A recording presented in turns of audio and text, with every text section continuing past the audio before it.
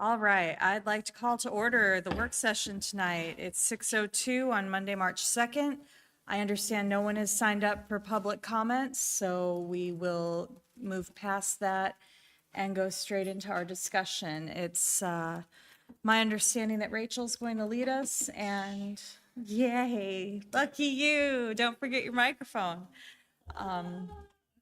Yep, knock yourself out.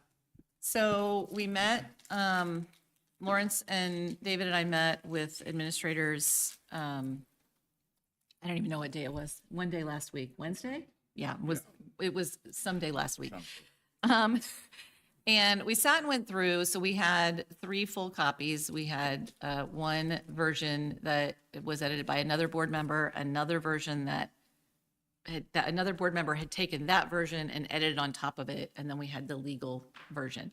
So what we ended up going with was the last edited version, the one with the most edits on it. You should have all had in your box file the handwritten notes from that. I'm sorry about the handwriting. There was a lot going on, but you can at least understand the conversations that we were having. Where the language was the same, in other words, where everybody appeared to agree, we just made those changes. And that is the language that we are recommending based on everybody's feedback put together.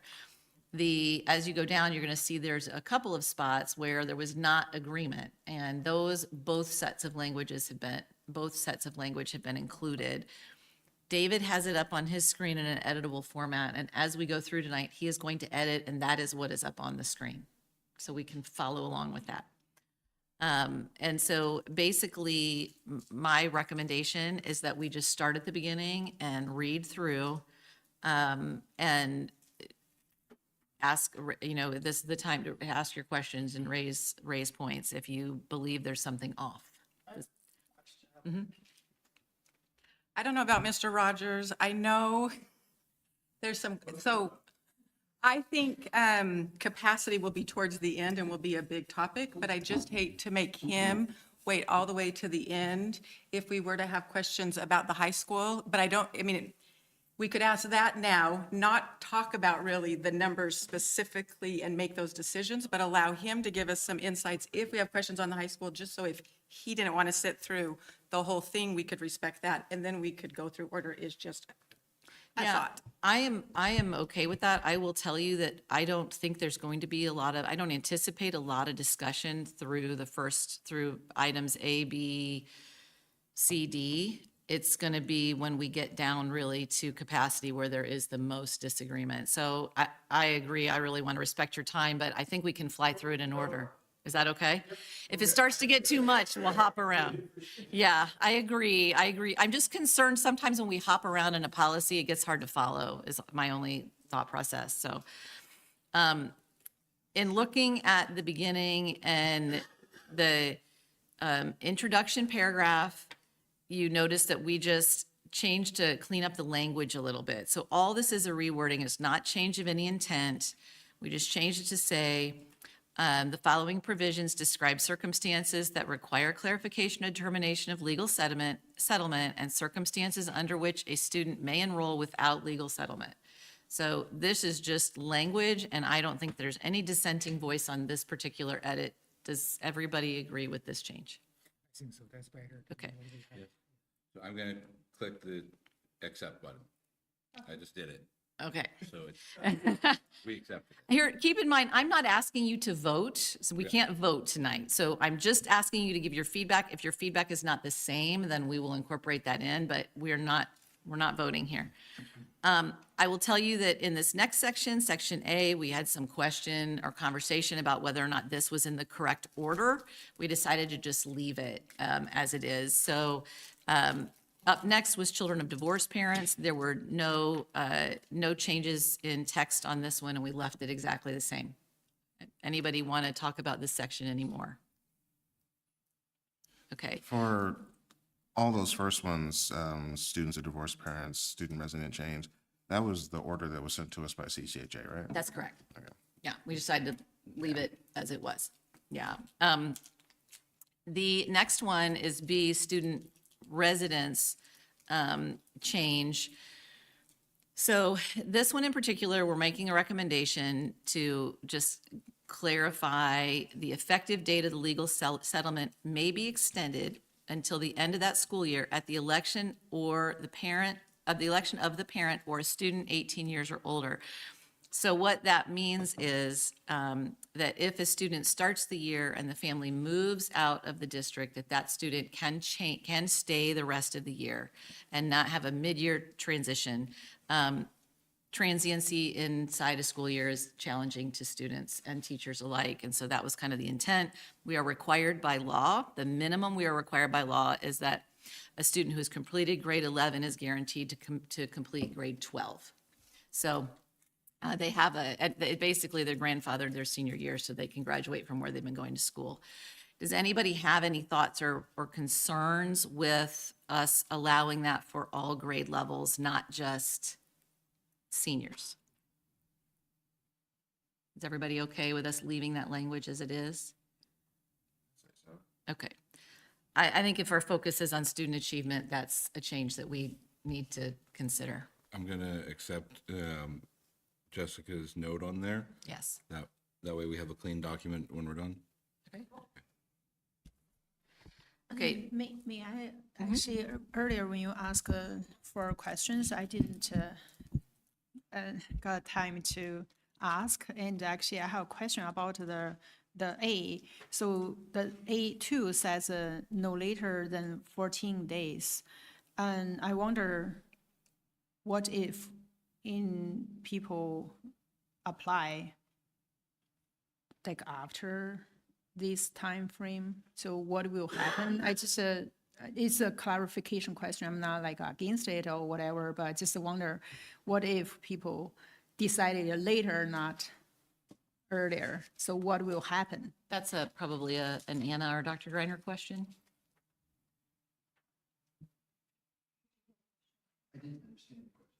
So she's questioning what happens if somebody does not hit the 14 days. What if they come to you 5 days before school starts and want to enroll their child and they're inside of that 14 days? What do you do?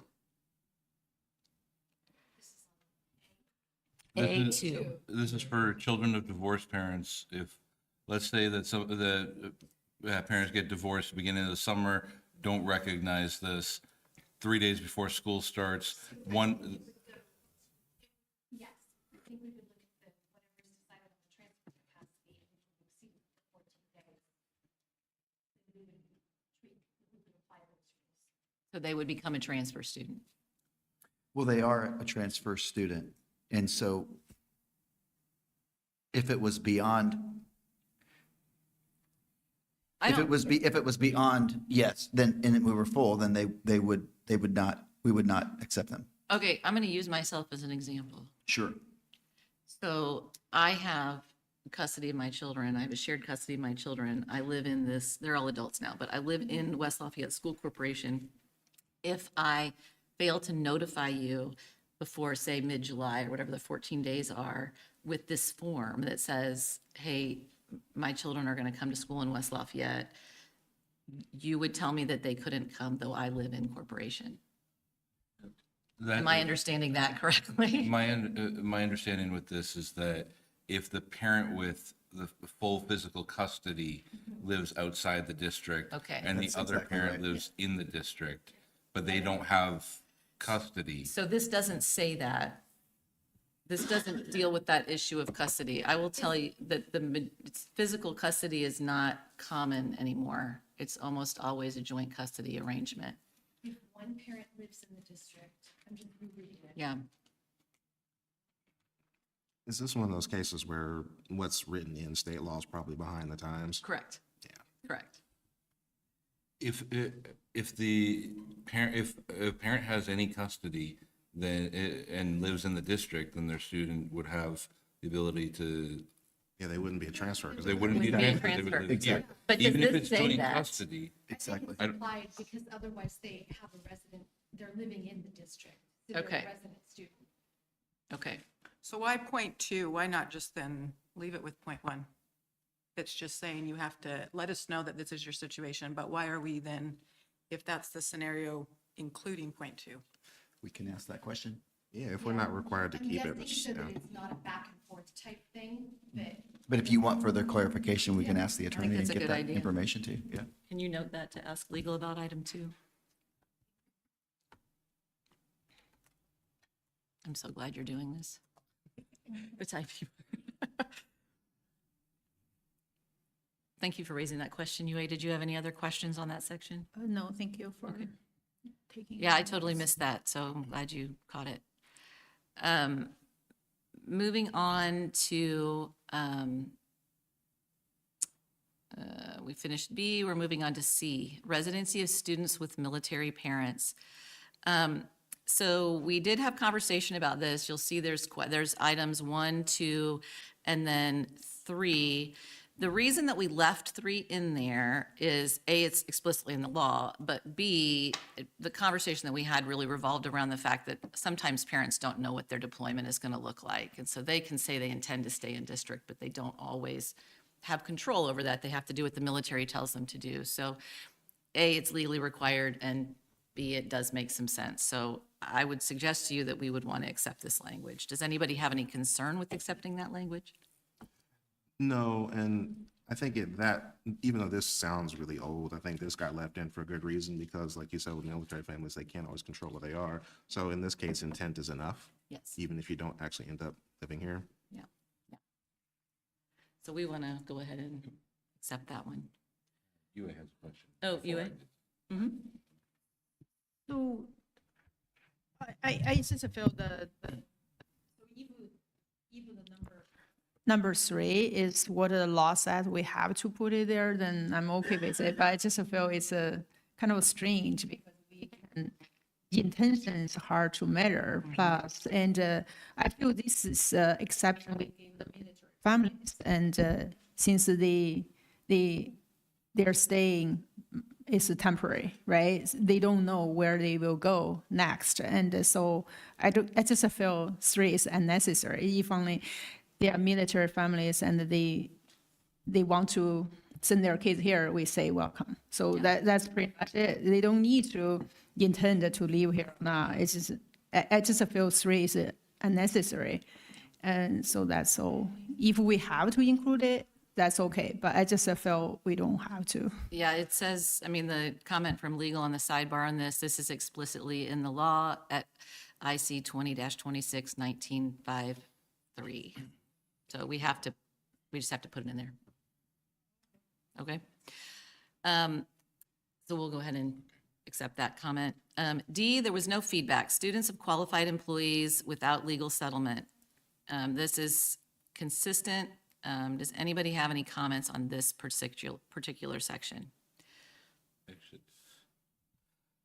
Google Docs underline something, and it made it stand out to me. It says the student's parent currently resides in Indiana. Should that be changed to the student's legal guardian? I'm thinking of a student who lives with their grandparent, who's the legal guardian. I just think we should be consistent. The whole policy, though, if I look, I agree Right. with you, it should be legal guardian, but the entire policy does, I would think that'd be an overall comment to send to legal is, should we make this be parent and legal guardian all the way through the policy? Okay. You want to put that comment in there? Does anybody have any concern with that question? May I ask clarification question? Sure. So for this one, and my understanding is pretty much in the employees' case are treated as residential students, right? So they can have guaranteed spots as transfer students. And later in this document, there's a policy for continuing transfer students.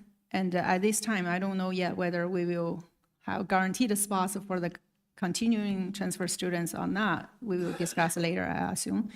But I wonder, for this one, for these kind of transfer students, will we treat them as continuing transfer students later? Let's say somebody work here for half a year and have the kids here as a transfer students, and later, and this person switch school or quit a job or whatever, and will we treat their kids as continuing transferring students or At new that transfer point, students? It's a great question, and at that point, they would not be a transfer student under employee, but they would be a regular transfer student.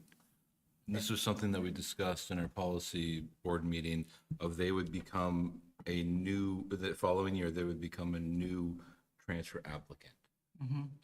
Because, and so they would have to, they wouldn't automatically stay in, they would have to go through the transfer process. Their status would change, exactly. So they will be subject to capacity, for example. And even though employees' kids are not subject to capacity, and regular transfer students are subject So, to.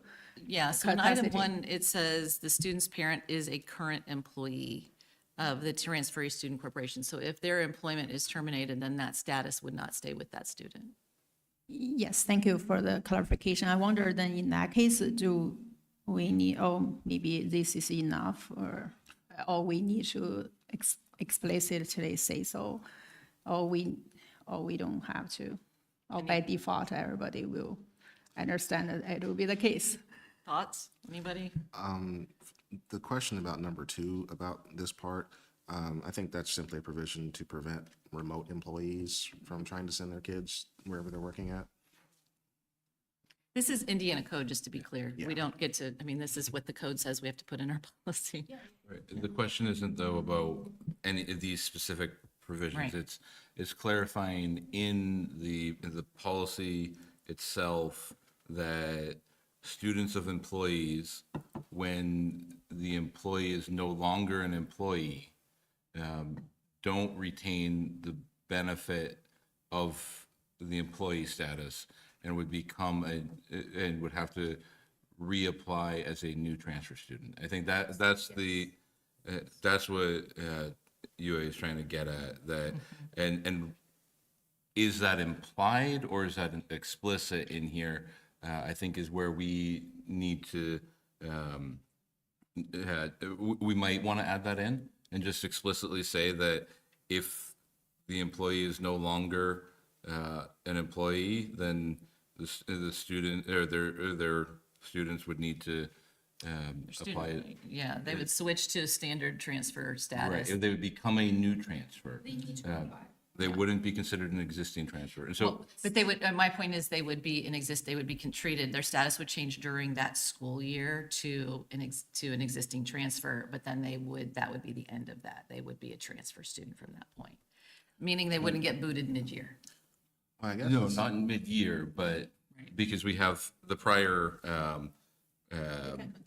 yeah, they can continue, our residency, or not, student residence, although I guess that doesn't, but their status would stay for the rest of the year, but would they have to apply as a brand new transfer? Yes. The following year? Yes. Yes. Okay. And So that's the way the I think what we policy- need to say is that they would retain their status for that, for the current academic year, if school has already started.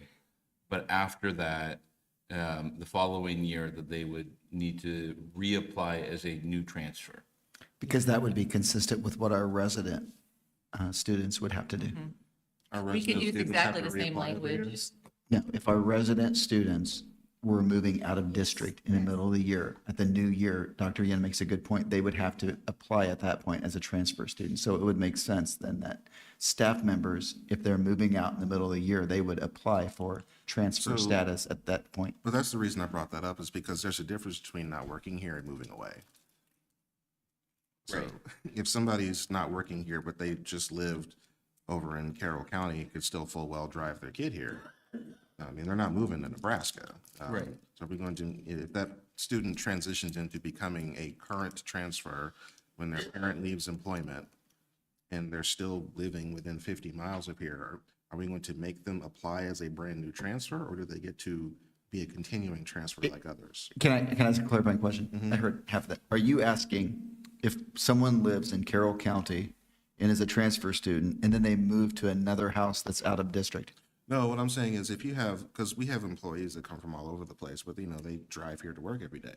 If one of the employees, wins the lottery and decides to open up a business selling hot tubs, that person is no longer an employee, and so they're no longer covered under the employee portion of this policy. But they have every intent to continue sending their kid to school here because they still live here. They live here as in out of district. Yeah, so they would, that's what that was Dr. Yen's question. They would reapply as now a typical transfer student, not an employee. Okay, and then at that point, are we requiring other typical transfer students to reapply every year? They do resubmit an application every year? Yes, But they are, once they're in, they are. yes, So you see where the drop off is? no. So, I see what you're saying. Can I give, What's I don't understand the dropout, because if you're a transfer student and you move again, that question was asked earlier in the year. What if I move, but I'm already a transfer student, am I starting over? Yes, you're starting over because you've moved, but you could have moved into the district. So now you're back starting over again. so let's take the example of, we have a student of a teacher who, they live in, we'll just say, downtown Lafayette. Just, they're not county, they're downtown Lafayette. They start the year, they get, let's say, a quarter of the way, or they finish the first quarter. The parent who's a teacher finds this other amazing job, where, let's say, they can work remotely, so they're not moving or anything like that, but they're no longer a student of, or the child is no longer a student, or the student is no longer a child of a district employee. We would agree to keep them for the remainder of that year, correct? Yes. Would their status at that point just stay as a student of an employee for that year, and then the next year they have to apply as a new transfer? They would apply as a new Or would transfer, they yes. and automatically transition to an existing transfer, and then that would provide No, the because status they of- weren't. So they would automatically go into transfer status. They would apply for it, and if there was room, they would get it because they Okay. were in good So standing. we're clarifying that status stays through the year, but then at the new year, then they have to apply as a new transfer. Yes. Does that? Yes, track with what you yeah, I think Sean made a good point about the kind of equivalence between the residence students and the employee students, right? We treat them the same way. So if they live here, if they work here, their kids can go to our school here. Once they leave, once they resign this job, their kids will be new transfer students. Then the transfer request will be subjected to capacity limit. So that's, now the key is, should we put that information there explicitly, or should we kind of imply that's the case? That's what I'm trying to write out something for that, but I think it would be worth putting in explicitly, if that's what we believe. If we feel like they should be a transfer, or if we feel like they should be a continuing transfer, then we should put that in as well. I think we just need to specify. The reality is that we don't have that, I mean. We don't have that many, but we have to have. Yeah, there has to be, there has to be clarity, but we do not have that many students who would fall into this particular category. I mean, this is a fairly rare occurrence, as far as I would, just based on history. But I don't think it hurts to put the wording in and ask Jesse to look at it. But George make a good point. George make a good point regarding how to treat the transfer students. I mean, they are transferred because their parents work here, but they are transfer students. I mean, they have dual kind of status, and if their parents left our company corporations, and the next year we treat them as new transfers, and then that means we treat transfer differently. You see what I mean? I can see where one could argue that. I don't agree with it, but I see where see one what could I argue mean, that. right? Absolutely. Yeah. Yeah, but they're in a different category, and they're prioritized because of that, just like a an considered in-district. new And the board's transfer point is that they want to attract solid teachers, solid employees. And so if you want some skin in the game, you're great and you're moving on to TSC, let's say. Well, maybe if you stay you stay with us and you really want your child in our district, maybe we'll keep a I great see teacher. what you mean. You see what I mean? Yeah. Yeah, but I prefer to have to go through the new transfer application. But the thing is this, that make our policies kind of, people may challenge, hey, you treat the transfer student differently. See what I mean? Right now, it is that way.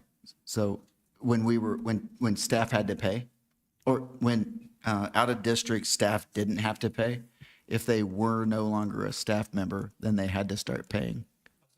Yeah, so it's consistent with what we've done. Yeah, that doesn't mean the board's going to decide to do that. I'm not, ultimately, the board's going to discuss and decide what I'm not trying to be presumptuous, is what I'm saying. Well, I understand that. Yeah, and, whichever direction we decide to go, I mean, it's, being as equitable as we can be, but I just wanted to make sure that we knew that there was a slight distinction. We needed to cover it. So back to the policy, I think we may need a one sentence, something. So David's typed up Oh, okay. draft language. And Maybe we Daisha can sent me some that I have to open on my phone because that's where I get my school board, huh? Oh, No, no, it's fine. This is where I, Yes. yeah. Yeah, I think that's good, that's clear, that's pretty clear. Chat, just using AI to match our current work verbiage is what you said, just trying to clarify. So it's all about the same. Yeah. We'll see how I stack up next to AI again. You'll be great.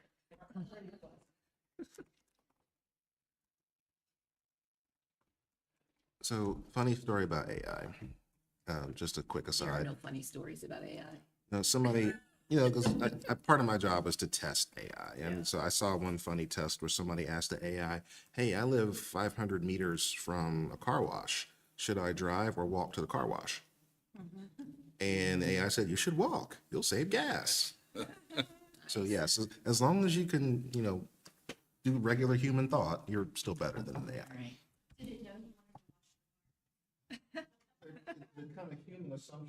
What if you work there?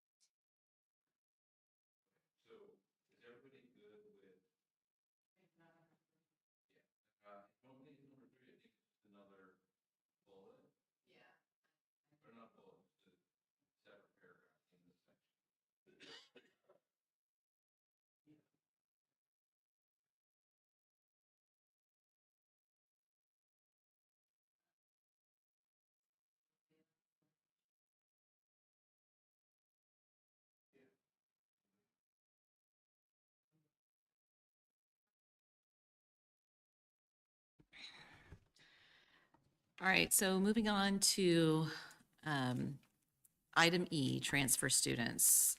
So this one, there was actually not a lot of disagreement. This is really a section where there's definitions.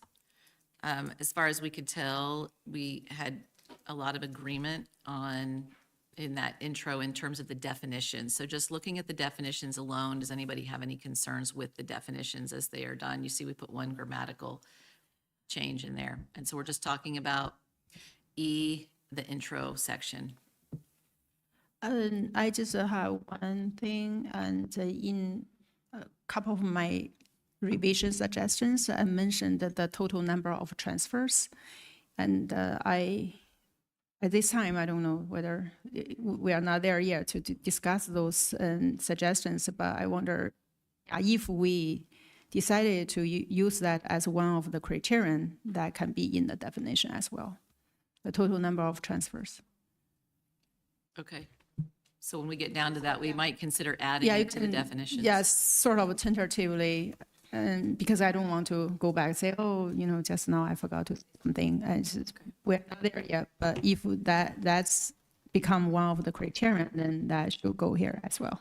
Yeah, okay, I'll make note of that one. Putting Are you a note putting in in the notes? Okay, so if we decide to add any additional language, we'll double back to definitions at the end. And I can accept Jesse's change with. So could we, that last one, actually, the wording, can we change it to say, so if the ADM count is equal to or greater than capacity, the number of available transfer seats is 0. The verbiage was just weird. Yeah, Anyways, so just changing that a little bit. yep. Good Englishing. Thank you. But, Good with that? yeah, by the way, this ADM count actually include both residents, student, and employee students, right? So should we specify that, or it's okay, everybody knows, or something? That's the state kind of definition of ADM, as I understand it. Is that what you believe it to be, Dr. Reiner? The ADM definition is just all students? Yeah. And that also includes all transfer students that are already in here. We know how many more Oh. spots we would have. Yeah. Oh, that include transfer already The there? existing transfer students are counted in our. So in ADM. the state report, that ADM, Yes, that's how we has- get our fund. ADM, I think Yes. Dr. Yin is thinking about, I'm guessing, because right now we have some that are not on our ADM because we have an agreement with TSC. You're thinking, I bet you're asking, am I correct? You are asking, are our TSC students on our ADM? That's what you're wondering, right? I originally thought ADM only include resident students and employee students. So it does right now. And Yeah. but I'm just explaining so that to let you know you're not way off here. ADM, average daily membership, is what the state pays us for our students. And with the agreement that we have with TSC, they keep the students on their ADM. So they're collecting the state dollars and then we're charging them for the student. If under this transfer policy, any transfer student would be under our ADM just as a transfer student. So you are correct right now. Not every student is, but if the board adopts this policy, every student will be on our ADM, or average daily membership collection. Oh, I see. Thank you for the clarification. I didn't know the new sort of welcome. definition for it. So the I'm sorry, I ADM, wasn't specific enough when I was commenting. okay, so pretty much the ADM is the current students we have, right? So it's sort of, it's the ADM is butts and seats that the state pays us. Today, the ADM is the current resident students we have and the current staff students we have. Starting next year, our TSC students will become ADM students too. yeah, okay. So by the, yeah, go ahead. Then I feel then the assumption here is we will treat all the current transfer students as regular for this ADM definition, right? So we don't, okay. They would, yes, they would bring in the same revenue as every other student. Okay, I see.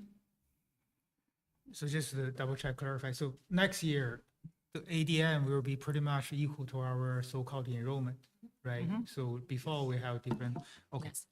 okay, gotcha, thank you. You're Okay. welcome. Moving out of the definition section with that one language change, moving on to A, item A, continuing transfer students. So we went in and did some capitalization. This just to make that stand out. We did a strikeout, and you can see the comment there, but the corporation shall make efforts to ensure that students who are enrolled in the corporation as transfer students continue to attend in subsequent school years. We felt like that was a strikeout, that was contradictory to item A. So it's item A and item B, like those two sections are in conflict. We also felt that it's not the students or the district's responsibility to correct. go and try to push families to necessarily stay. That's on the families to make that decision. Yes. Are you asking for Yeah, you comments have at this comments time? on this section, yeah. Yes, I do. And in the earlier file I submitted, I made some suggestions, but they are not included in the policy for the CCHA, right? So in this version, it doesn't include the suggestion I made. So over the weekend, I made my suggestions again. And right now, it's not here in the document. So I wonder, but it's in the folder for the board members. So I wonder what is the best way to make my suggestion. I have my suggestion. I also have my rationale. And should I read everything? No, don't read it. So we all have access to it where it is. So are we sharing David's screen right now? Do you want to, Technically, we're sharing Brandon's screen, but I am on. you're using Brandon's screen? Okay, Right. can you It's a pull up Dr. Ian's suggestions from Brandon, where they live? They're on Box in a separate file right now. There are two files, and there's an earlier one, but if you can open the one called Dr. Ian Suggestions 2.28, 2026, weekend something. Yep. Yes.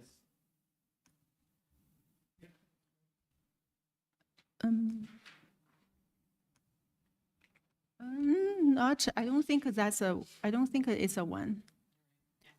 So I can probably try to quickly. you can copy paste it? No, not this one though. Not this one. No, not this one. Not on this one. It's a one written as 228. Dr. Ian suggests It's a different file. in the same folder. What you gave us before the policy committee, this is the change. So because when I noticed that my suggestion was not included in the policy you shared, then I made the similar suggestion again, basically, so. It's called Dr. Yin. If you look that up, you'll find it. Under the work session, Is it in the work session folder? in the work session folder, The it's, first, on my screen is the first document. it is, depends on how you've got them organized, but it's the one that was uploaded yesterday by Dr. Greiner. It's Sean, yeah, Sean put 101.9 mine in that folder. kilobytes. It's now on there.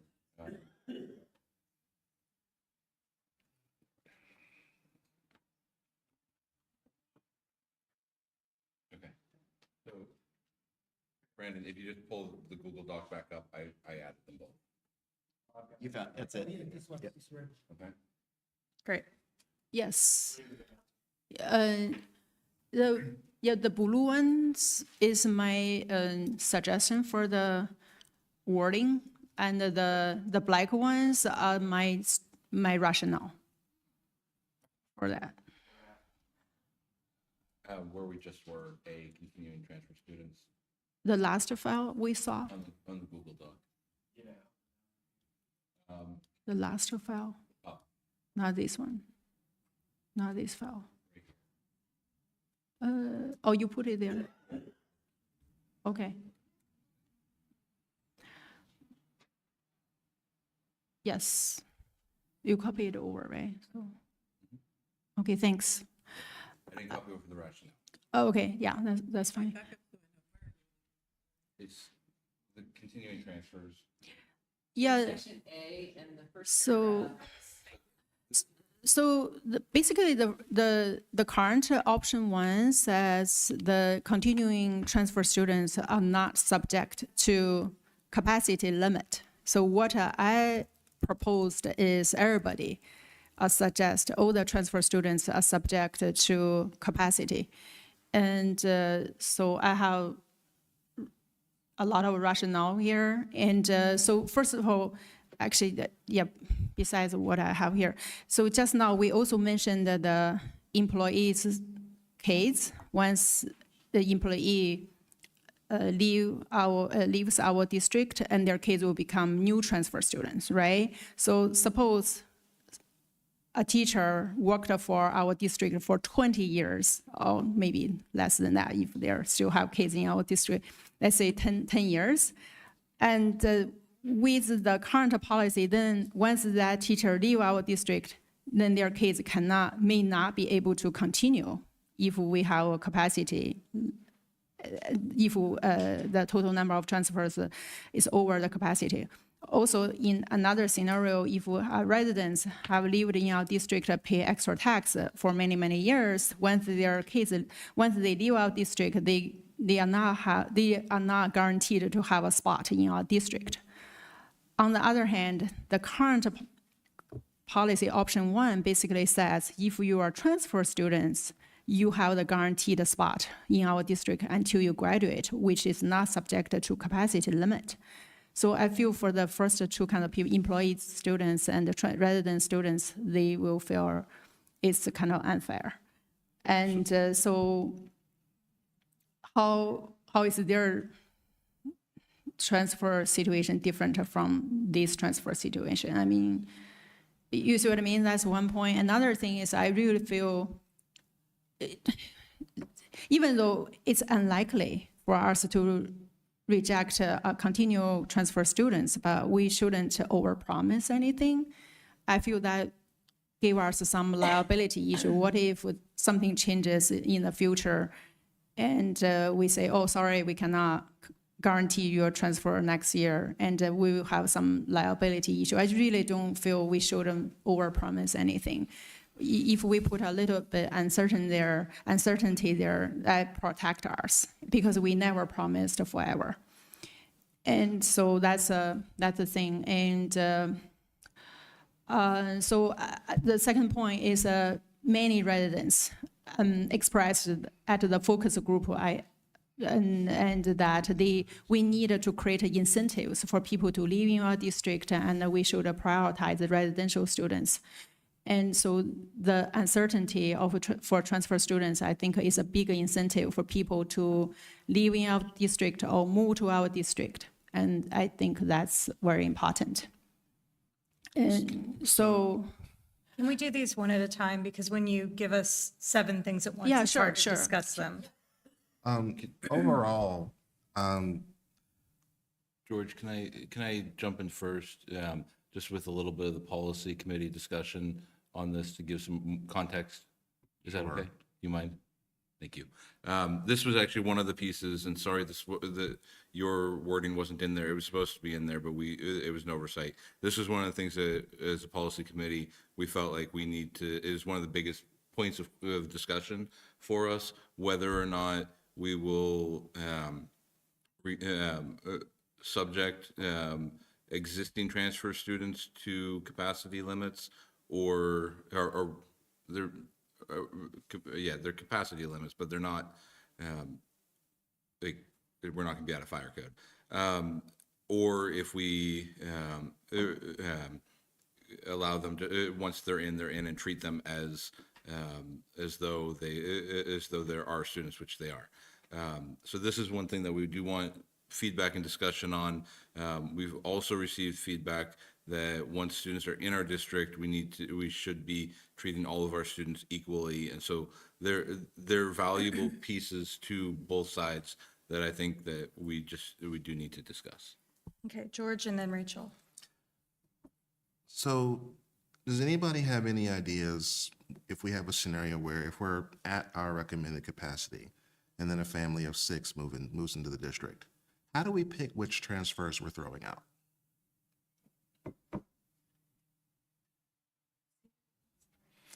So if I understood you correctly, you want to make it so that people who are transfers can be subject to removal in case in-district residents move in and we're at capacity.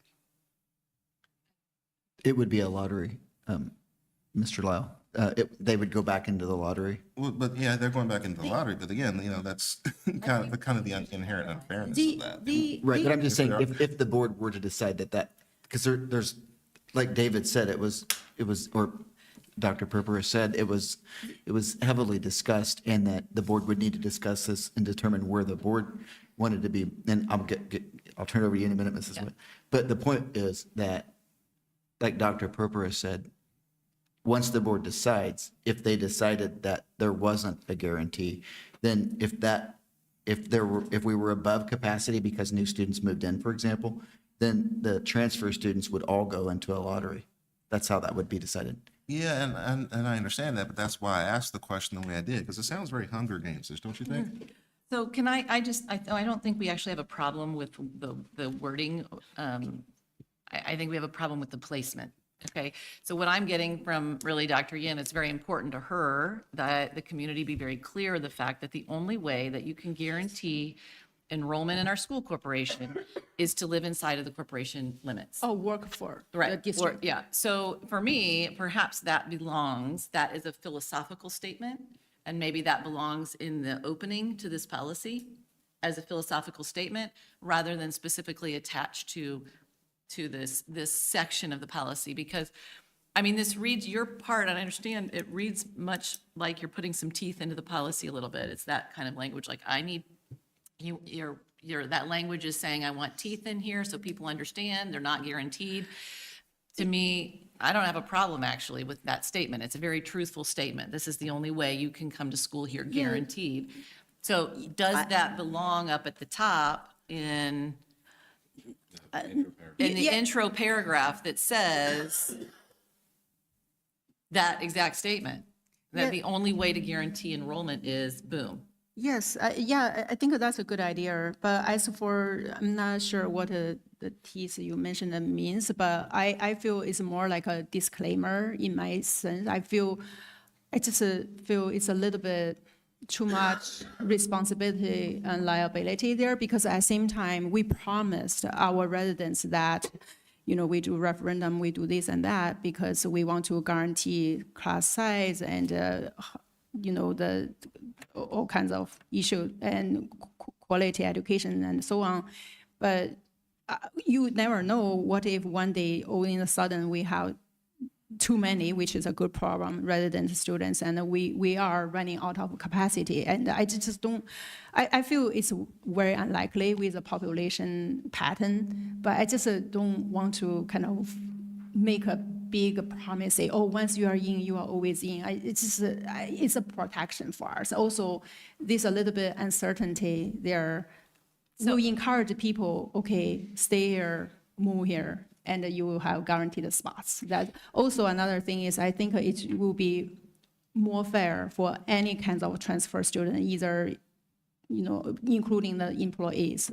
Suppose I work in the district for 10 years, I have my kids here, then next day for whatever reason, I cannot work here, then you will kick my kids out next year if we don't have a spot. And how is my kid different from other transfer students? I feel it's kind of unfair. But if we treat all the transfer students in the same way, actually we give them priority. Later, actually, the priority list also make more sense. The first priority is continuing transfer students in the later part. If we don't have this policy, then the later one doesn't make sense. They are already here. Why do we give them priority? Okay, so here's what I would say to you, though.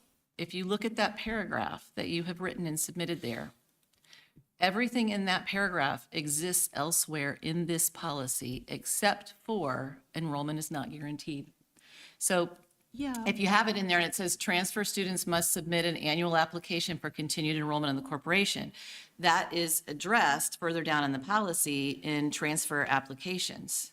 Yeah, then that's contradicted with the option one, because if the option one says you are guaranteed to be here, why do you even need to submit an application? Because every year, it's not an automatic, you have to submit the application for it to be a continuing transfer student.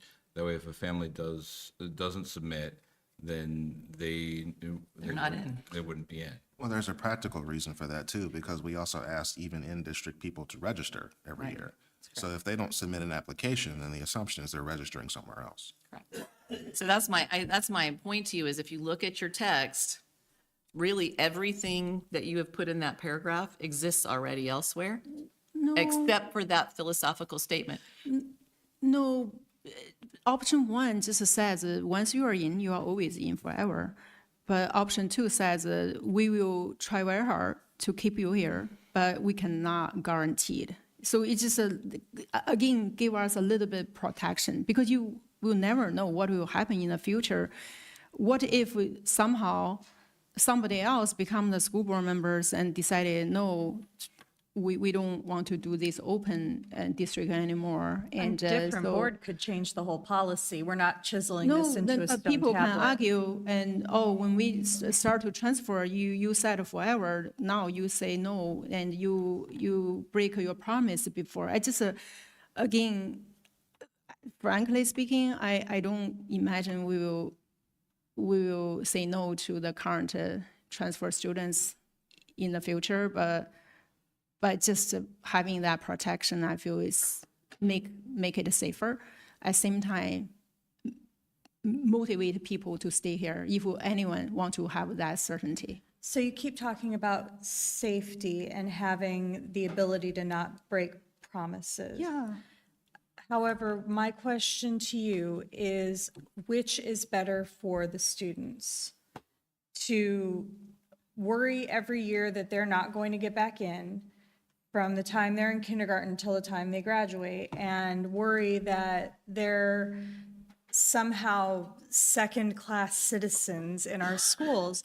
Or is it better for them to have the security of knowing that they're going to be welcome and that we're going to keep them? I Then mean, in this case, will you say for the earlier part, and if people move out of the district, they can still stay here until they graduate, no matter when they move out? Because everybody wants to have stability. And for employees, the same thing. And why do you treat those transfer students differently from those transfer students? So I just feel people should have equal rights. Could I suggest to you that this might be one of the items that we would need to vote on in our meeting? I agree. And so I think if everybody's satisfied with option one or option two, if one of those speaks to their preference, then we would need to vote on that topic. Do we want to add to option two to make it clear? Because in my view, I read option two as just supporting what the policy says as well. So do we need to say, to match what it sounds like UA wants, transfer students must submit an annual application for continued enrollment in the corporation if there is capacity?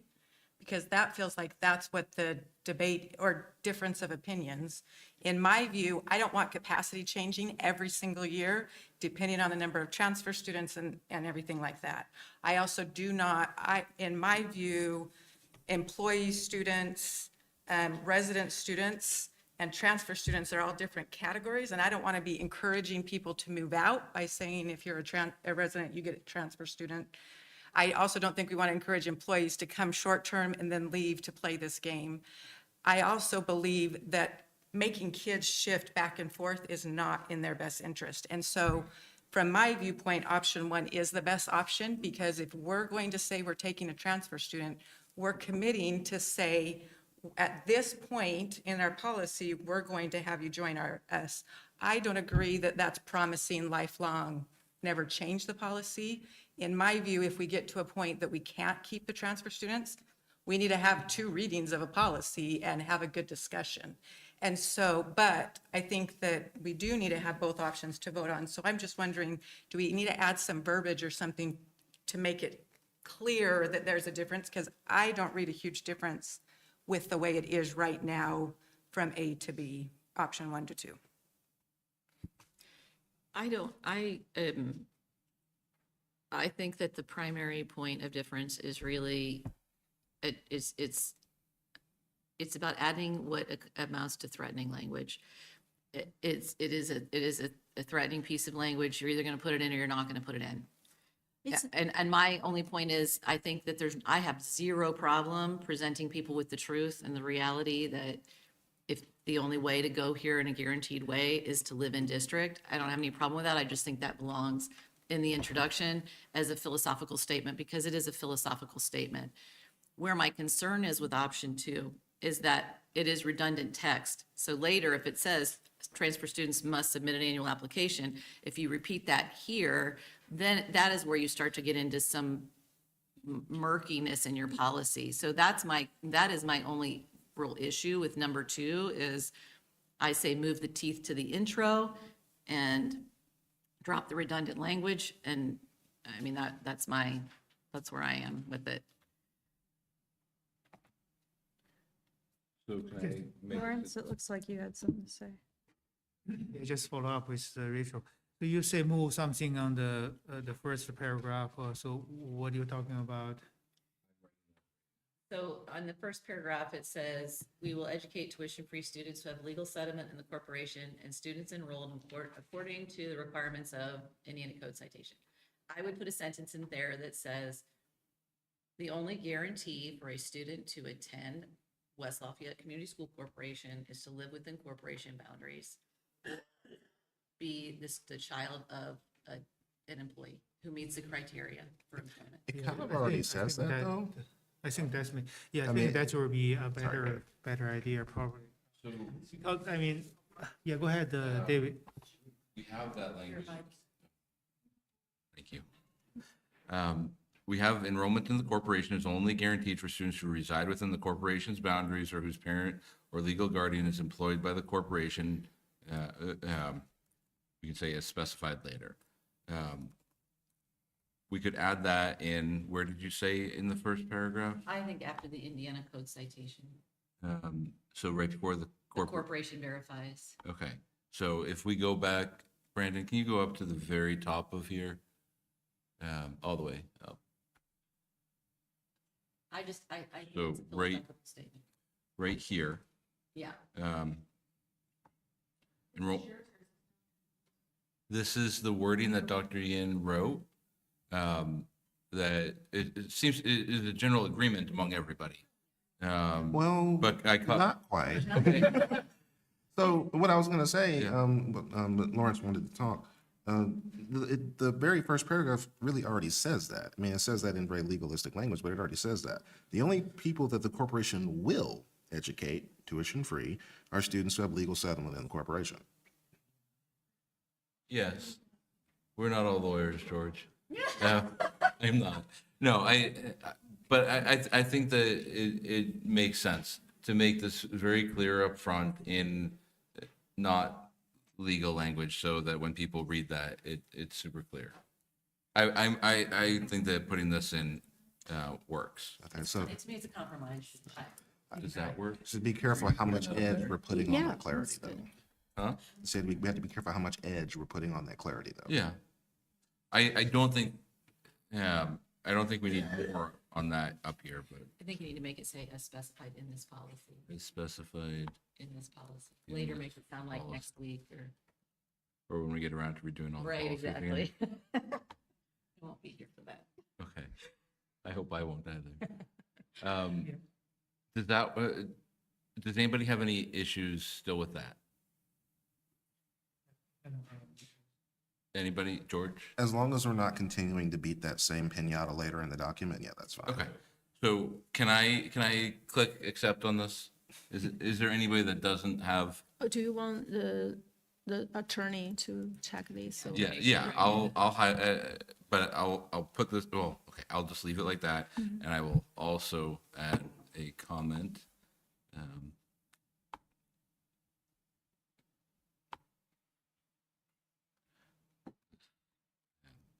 Is this language, or, It's just stating truth. I don't think there's gonna be a problem with it. okay. I think this. So we have that here.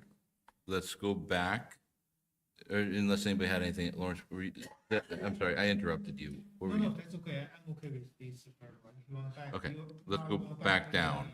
The, To the option 1 and 2. option 1, 2, yeah. I want to share a little bit regarding this, the section A, right, option 2.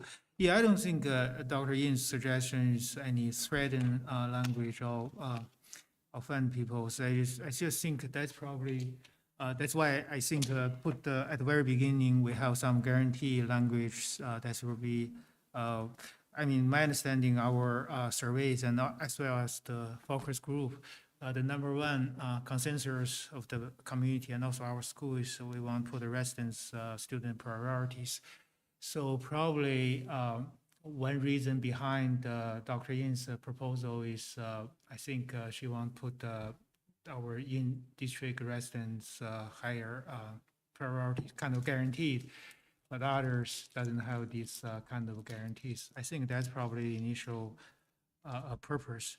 So, but I think these kind of workaround is okay. It's okay. Yeah, that's my just that's something I want to share. Thank you.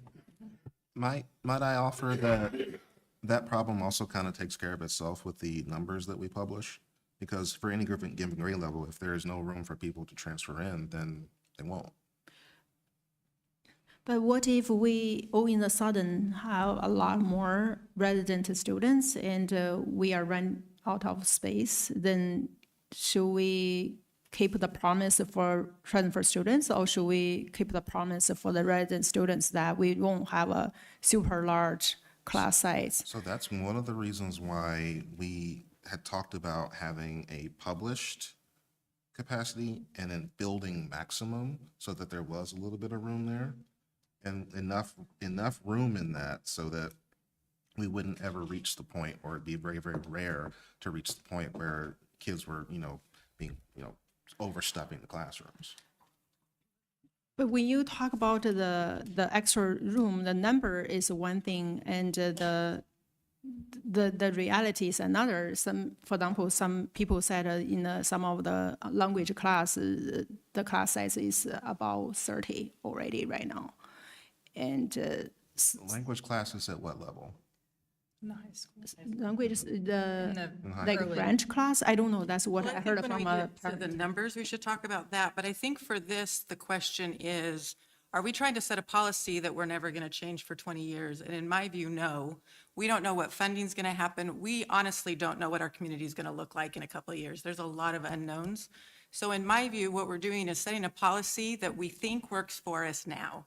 And I hope that during the budget time each fall, that's when we're making these, if we need to make any major changes, that we're like, funding doesn't work, the referendum didn't pass or something like that. That's when we're like, sorry, transfer students, we can't keep you. But my view is we don't want to every year be playing this game. And so that's why my view is we put it in the policy, but that does not mean that in 1 year from now, if everything looks different from state level funding to referendum funding to our resident numbers, that we can't go in and completely change that part of the policy. Can I ask one more clarifying question? Okay, Dr. Yin, does putting that comment up on the top satisfy what you were saying? Because I want to go back to what Mrs. Mumford said earlier, and that is that it's two different philosophies. And I feel like Dr. Yin's option 2 is very different than just putting that comment up at the top. And if putting it at the top doesn't satisfy Dr. Yin, a way to solve that is we're hearing everybody today, and in the same way that the board has done with every policy, there would be an option 1 and an option 2 in a public board meeting so that the board members could vote the way they wanted to accept it. So Mrs. Mumford shared, which she wouldn't have had to, but that she doesn't agree with it, so she'd vote one way. But if Dr. Yin feels like that option should be there, it doesn't hurt anything to have both options there so that the board can vote, because that's what Mr. Wong, Mrs. Witt, and Dr. Purpura originally had said why it might be on there, so that everybody got their chance to be heard, and then the board could vote the way that the board wanted to vote. Does that make sense? That's what we're going to do. Right, yeah, I think that was the plan, is that we would keep 1 and 2 on there. and allow Even though the you vote. put the stuff on, the comment on top? Yeah, Okay. So the option 2, because David moved, I think it's a good idea to move the last sentence to the beginning of the document. You can now remove it from this option 2, but keep the rest. Yeah, right. Yeah, you move it up, right? So keep the rest. Again, I put it here not to threaten anyone, just as a disclaimer, because I don't want us to, in many of the documents, official document, they have, oh, this is subject to change or something. It's just a kind of a disclaimer. I don't want over-promise anything, because later people say, oh, you said like 10 years ago, blah, blah, blah. Why do you change this, blah, blah. It's, again, In reality, I don't think we need to implement we needed to implement this because most likely we will be under the number, but just give us a layer of protection. Really, that's what I feel. Also, that satisfy residents who feel they are prioritized and that frankly will make probably our referendum a little bit easier because they got something special. So they have this guaranteed spot and we implement it and in this policy. So that's because that's what people asking for. It's not my thing. It's just what I heard. I'm trying to convey what people are trying. So I want to say, this is not, like, the point of the policy committee is not to sit here tonight and force people to phrase their language one way or another. It's to write good policy. So it's to take everybody's feedback and write good policy. My only concern with option 2, I just have to say it to everybody, it is redundant to other places in the policy, which is not good writing of policy. I don't think it's redundant. It It is. repeat what? It starts with transfer students must submit an annual application for continued enrollment in the corporation. If you scroll down, there is a specific. Yeah, you can remove that redundant part, but the last however part, this right now highlighted in purple is not mentioned anywhere. I don't think it's redundant. We are just, here is a disclaimer. This is not guaranteed. We tried hard to accommodate and to continuing transfer student, but it's not guaranteed. That's all. I don't feel it's just a. You is correct. There was a different sentence that we put up top. The transfer students must submit an annual, that is duplicative. Yeah, you can remove So let me delete that. Yeah, you can delete that. Yeah. The corporation shall make reasonable efforts to allow currently enrolled transfer students to remain enrolled in subsequent school years upon timely application. That it's not completely redundant because it does say something different than without regard to the number of available transfer seats. So that is contradictory between the two. But what if we took the however continued enrollment is not guaranteed and remains subject to policy change? I'd rather just leave that at policy change and put that up front or at the end of option 1. That way we can say that we can change this policy because we can change the policy as need be. But right now our policy will say that we are prioritizing continued transfer students. Would that work for you? But let's see whether whether they contradict each other. So I'm going Because to see, the first one do pretty much said, it says that at See, the these- current time, regardless of our capacity limits and all that, we're going to continue to keep our existing transfer students. But So- however, then says we can make this change at a future date if we decide that this doesn't work. okay, so subject to policy change, but not subject to capacity. So if we over capacity, we'll figure out a We have way. to- For example, we hire have to extra change the teacher or policy. something to change the policy. We or- would have to change the policy. I think that makes sense. I So think that's good compromise. just so we're clear, if our stated capacity at, say, 8th grade is 189 students, You don't say that. that includes in-district residents, transfers, children of employees, what have you. If we are at 189 at the start of, say, the 28-29 school year, the only way we would ever go over capacity is if a family moves in with another 8th grader. We would not be accepting any more transfers for that level. So, and we would at most be 1 over the stated limit, which, is not unreasonable. If you have triplets.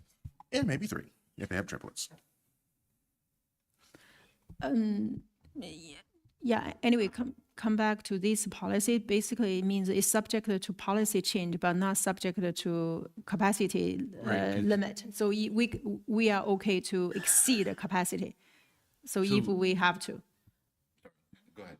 Yeah, I'm done. I think Yes, it's subject to policy. We're not going to, when we do transfers, we would be doing them in the late spring. We may end up having more students show up that moved in during the summer. That would be the only way that we would increase Yes. our number of students. We're not going to tell a family 5 days before school starts that there's no longer capacity for them if we had agreed to let them transfer in, right? Because that's the only way that we would exceed our limit for the most part, right? Okay. Because, So I think the concern is if our limits are exceeded like we do right now, so we have, I think it's seventh grade, we have like 209, that's above our capacity. So if we don't say that it doesn't matter if we're tying it to capacity, that means we are having to say transfer students can't stay in. So I think we need this wording just to be clear, and then we can move on, is option 2 is if we hit capacity, transfer students have to enter the lottery. That's option 2, and then we just move on, and on Monday, we'll have to vote between the two.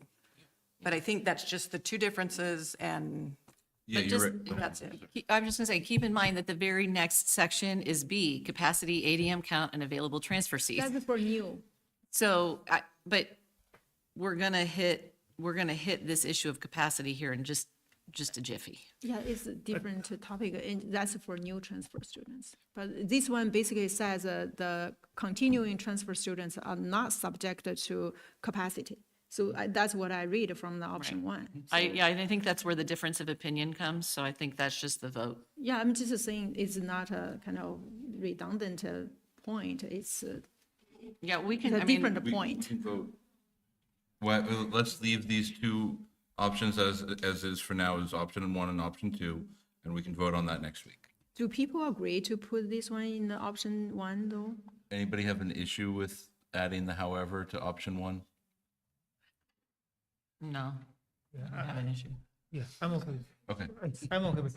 I think what David did is not is very good because he's trying to consolidate our different opinions with one everybody kind of common ground everybody can accept. So I don't think I think what David did is very good. We try Okay. to consolidate. Yeah. So hypothetically, and the current continuing transfer students should rest and feel okay, certain they will continue. But let's suppose in 1 year somehow, and the board decided, okay, everybody will be subject, all the transfer students will be subjected to capacity limit. Then at that time, the continuing transfer student will lose this certainty. Is that the case? Or I assume nobody will complain because we said this here. Is that the protection we can have? So we had to make really sure that before we vote on this next week, that option 1 and option 2 actually say what we think they're saying. Because right now, option 2 doesn't actually, at least to me, appear to have any language about taking out transfer students, which is what sounds like option 2 was supposed to be for.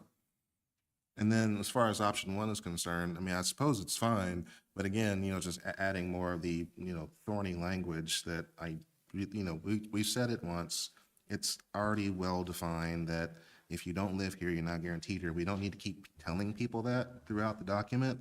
It's like putting a welcome mat on top of a rose bush.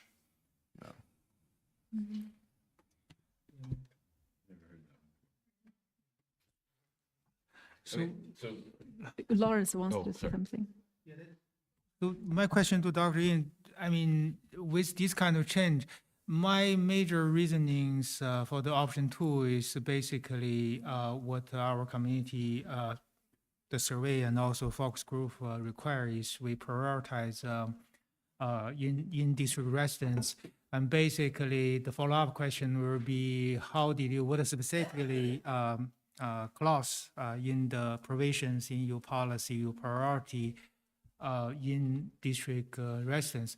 I think we have at least 2 concrete sentence. One is on the first paragraph, we guarantee the in-district student. And here, we also saying continuing enrollment is not guaranteed for transfers. So from my point of view, the purpose of that option two is pretty much fulfilled. So do you think you still want to keep that option two as an option?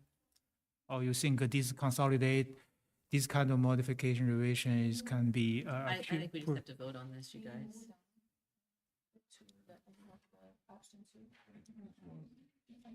I'm not, Brandon, can you scroll down a little bit? So that she can see the rest of it, yeah.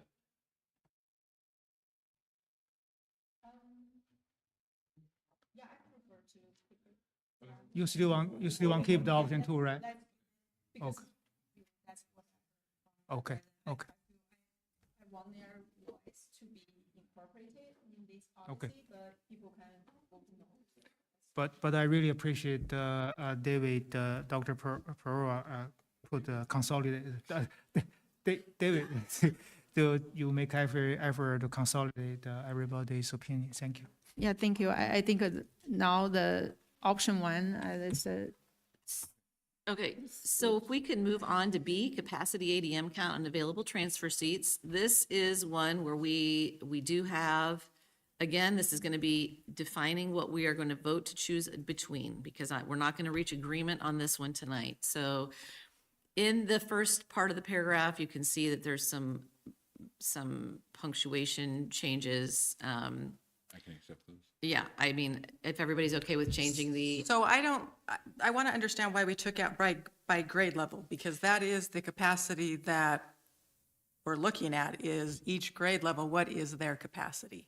what we talked about is a both and, if I'm saying this right, and Dr. Reiner and Lawrence and David can correct me, but I believe it is a both and. It is a class level limit and also a school building limit, as I understand it. Is that what I'm recalling correctly? What we can do now, actually, we've talked further with legal counsel now that what's she call it? The plus minus? She didn't call it an equation, but the formula, not the formula that you spelled out.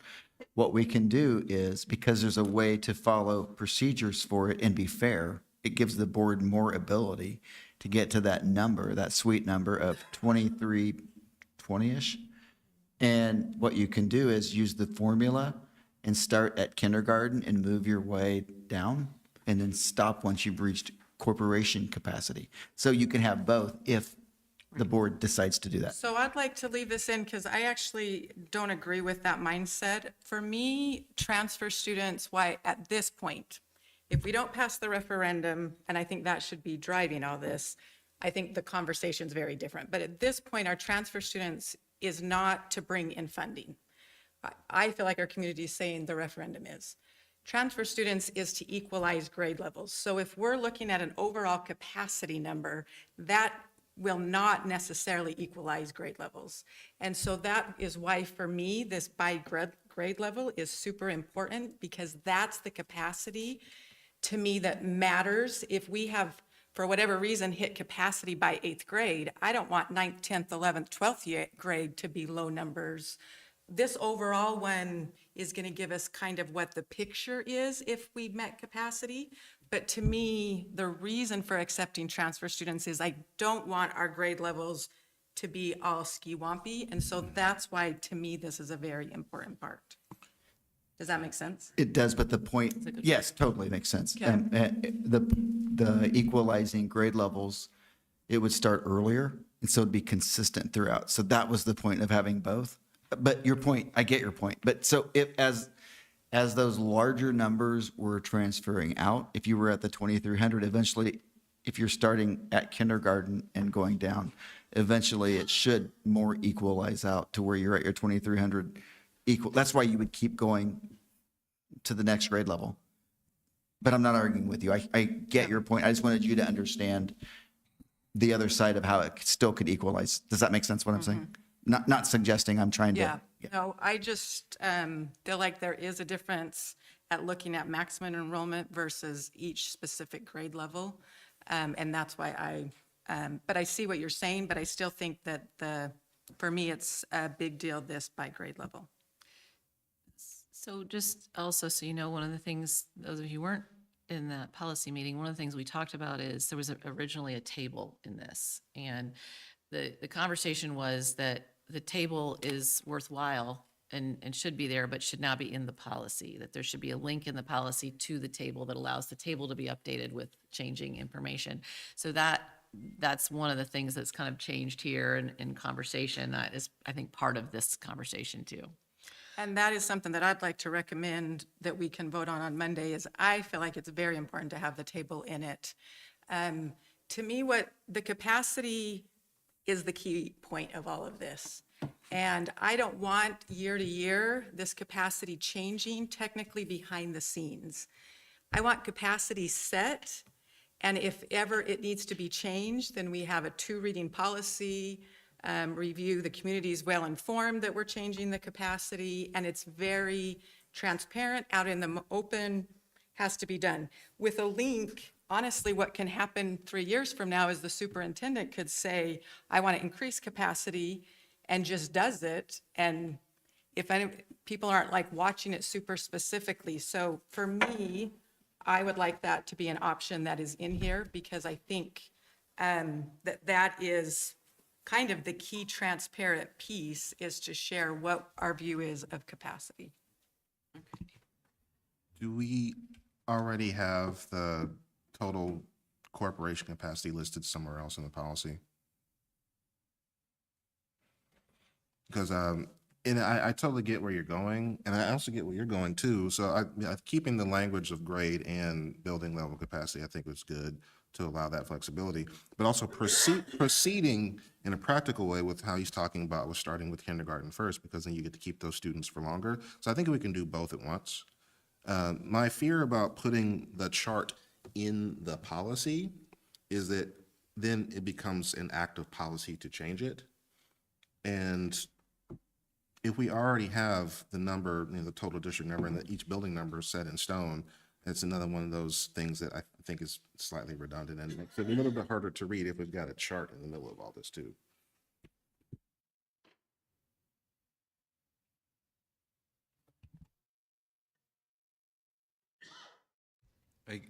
I'm going back and forth on a couple of things. One, I think part of our discussion that we had was capacity, especially in those younger years, is dependent on the number of classrooms that we have open.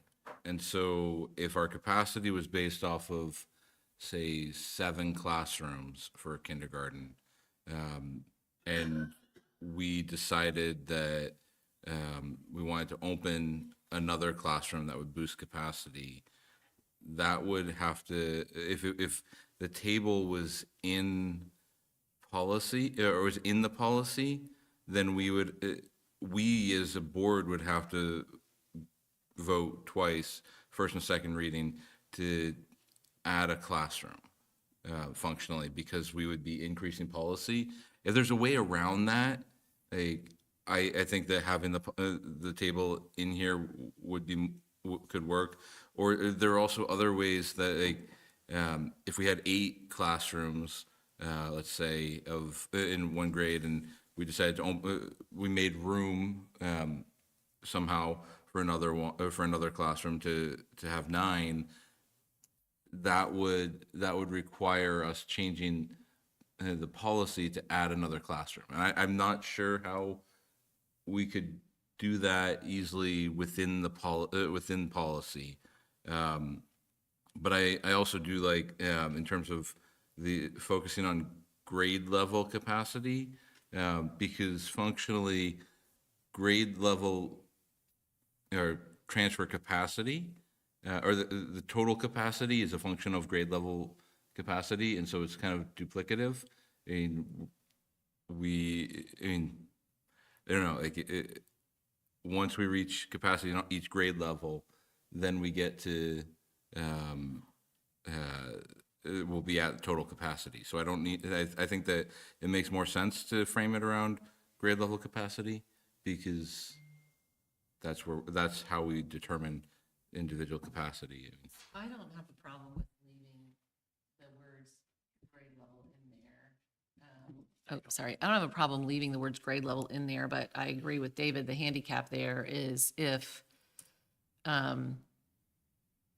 Particularly, so if we're gonna put the table aside and link to it as information, then it makes sense to say that exists in the paragraph by saying grade level. So you're essentially saying like, hey, there's grade level capacity. Oh, wait, what's grade level capacity? Oh, click here. There's the table for it.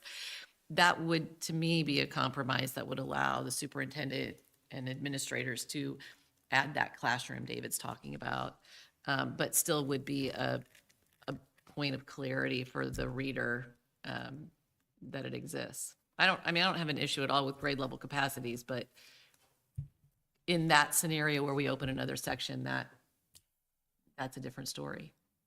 And you're not going to necessarily know that until we get into the summer and all this is done. And this also gets a little bit to Mr. Rogers. I'm glad you're still here.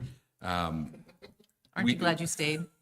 We have capacity at 7th through 12th grade that I'm struggling to figure out exactly how let's say we're at capacity of 7th graders, but we're not at 8th. Are we really at capacity for 7th graders and not at 8th? Because I think about things like math. There are 7th graders taking 8th grade math. There are other classes that, as you go through, you have students from different grades all taking them. And is it more of a building level and class size capacity, or is it truly a grade level capacity? Like if we're over, if we're over, say, freshmen by 5, but we're under sophomores by 5, is that fine? Like, or how? Like, I'm not sure how to think about that at the high school. So when I was presented grade level, and we in high school or secondary, because junior high and high school are very similar, we don't think grade level that way, because like you just said, every kid starts to get their own unique key code. Even the 7th graders, which is probably the most boxed in that we have, I still probably have about 50 7th graders, 40 to 50, that don't take 7th grade math. So they just go to other places. And since I have about 70 staff members that teach both, most of them teach both junior and senior high, then it just becomes, I maybe need this big 7th grade, for example, as they start to move through the building, I may need to have an additional section of English 9 somewhere, right? And even then, as they start to get through English classes, it's not just English 10, English 11, 12. They have a lot of different areas in English that they can go. So no, it's not black and white, real linear and neat. The secondary schedule is very messy, and it's very much an amalgam kind of every year. Our goal is to try to meet the needs of what the kids request, and the requests drive our schedule. That's mostly, yeah. Okay, so in the way that I'm thinking I about don't know this. if I answered your question. In the way that I'm thinking about this, you really have two scenarios. You have some classes that are standalone where if a student is able to take that class at some point as a student in our school, so film lit comes to mind, Okay. right? So they, at some point in their 4 years in high school, they ought to be able to get into that one semester film lit class at some point in time. That's one extra scenario. Okay. Another is when you have one teacher who teaches one subject level. I will point to the one in the room. However many enroll in that, he is their teacher, period. And they have to have a certain number of years of that in order to get a different variety of diploma or whatever. So to me, well, I know, I'm sorry, I'm No, old I school know. on that. That's a sore subject. I'm sorry, but that's a different thing. So to me, you have different layers of that. Yes, is everybody gonna be able to get through math and English and science because you have teachers who teach a lot of those grade levels in those subjects? You don't have that in some of the other options. And so to me, capacity actually hits you in the specials faster than it hits you in math and English. Is that true, or is that? I see what you're saying. Basically, if I hear you right, if I have a department of 10, I have a lot more flexibility than A department of department one. of one, correct. They would argue that they have a department of 5. Yes, I know that we've got 3 Spanish and then 1 French and 1 German.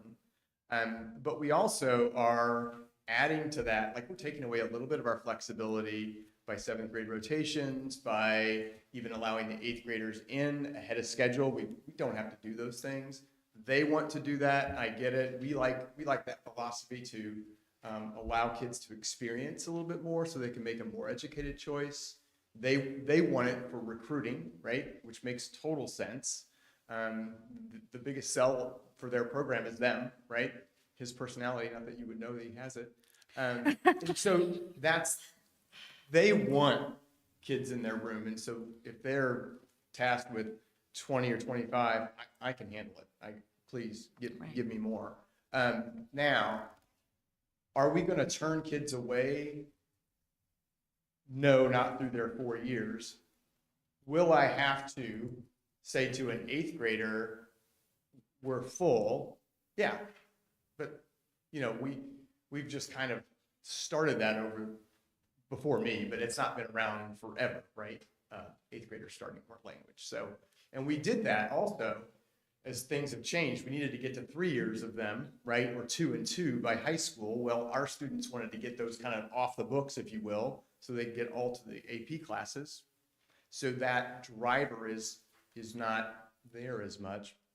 Thank you, state, for not making that so important. So we've got a lot of electives. We do have singleton electives, but we don't have anything that I'm seeing that says, just because I have a class that's bigger, that won't let kids take facts. My one Franheim teacher or my one Amanda Hart teacher, they can still get there. Okay. Now, Long answer again. No, it's good. Thank you for that. I appreciate it. And the physical limits of specials classes, language classes, I mean, this isn't just a problem at our school, it's a problem at all schools, right? Right. Actually, most specials people are recruiting. That's what they're doing constantly. They want to make sure they have these kids. So we have plenty of electives to go around. I have students at, well, we know our fine arts, right, which is really strong here, and those burn like four years typically, maybe 6, but 4 years in a high school.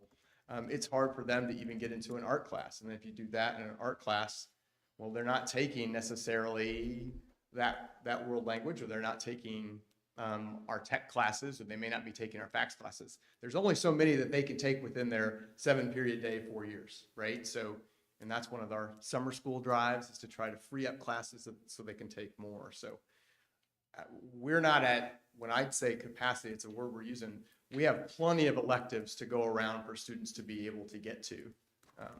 Okay. Truly. And the reason I asked that, and I think Rachel mentioned this in another way as well, is that there was concern about French class having, 35 students. Yeah, I take it you probably rely on the teacher to tell you when too many is too many. We do, and we do have, there's 2 areas for world language right now. It's their 7th grade rotation, and then we can fix that. That's an easy fix. And then it was our first year French and German, as you said. There's just one, right? There is constant communication between teacher and a director of counseling, Mrs. Sheffield, who does our master schedule, and then also Mrs. Sheffield to me. So it is, hey, we've got these numbers. What do you think? Yes, I can take one more. That's fine. Or it might be, hey, Chad, I think we're going to need to go to 2 sections of this. And in French and German, and you can correct me if I'm wrong, but you have to kind of go through a cycle of two ones and then 1. Is that right? Like 2 and then 1? Yeah, of run it. course. Come on up. Because it is a little bit more complicated for the 2 single world language teachers. Just introduce yourself first for the home audience. Randy Stewart, teaches German. I'm the guy he's been referring to. What happened is several years ago, we finally decided, look, we can't find somebody to teach one period well. So if I expanded to 7 or 8 periods, I can only teach 6. What would happen? And we found that through experience, it just doesn't work. So when Mr. Schreiner was principal, we kind of said, okay, we're going to have to somehow find a way. We can fill up 6 periods, but if you have 2 1s, then the following year it'll be 2 2s and only 1 1. right? Because it makes sense. You can flip through that. And that, therefore, an eighth grader or a ninth grader, as your son's going to be a ninth grader, an eighth could take it in eighth grade, could take it in ninth grade, and we'll work it out somehow. We'll get you in there. The problem is this past year, and this is what happens when you have a high school where you allow people to do what they want to do, rather than in Germany where they just tell you what you're going to do. And I'm not suggesting that at all. So that's a set curriculum, and then I don't think it meets what our kids need. What happens is, in 1 year, when you go from 5 sections of Spanish 1 down to 3, those kids go somewhere. And those 50 chose French and German. And so now we have a double section of 1. So that would normally be then a double section of 2 next year. So we're going to have a little bit of massaging to do with schedules, but we won't tell a kid in ninth grade you can't take it. We're going to look at the eighth graders and say, you've got more years, so you can fit it in. And I believe that's correct in that. And the other thing I would say is, if you're concerned about the 7th grade rotation, right now we're sitting at, as he just mentioned, we're sitting at about 30 to 33 kids. And I would divide the difference between ideal and practical. Ideal would be 25. Great, I love that. That's not going to help us. That's not where we need to be. Practical, we can handle 30, 32. We can do that. We've been doing it. We'll continue doing it. And it's 6 weeks. They have 6 weeks with each teacher. They rotate. It works. And there's a lot of escape valves, because part of what the state is requiring between the proficient math literacy things and interventions and other things that students need coming into 7th grade to get them up to speed, we can find a way. And we're doing that now with 200, and I believe she said 209, but I believe it's 207. 211. Okay, but none of us, I have any idea what number we have in 7th grade. All I know is the kids I have in front of me tomorrow morning. Right? Thank you. Have the sheet up. It's 211. I trust you. Thank you.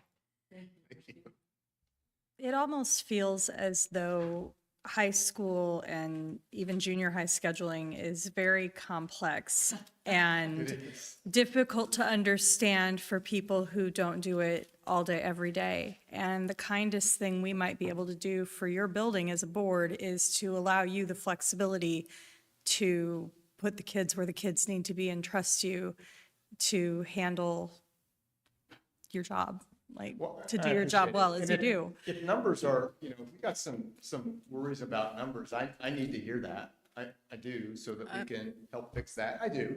Well, I have a question. Sure, go for it.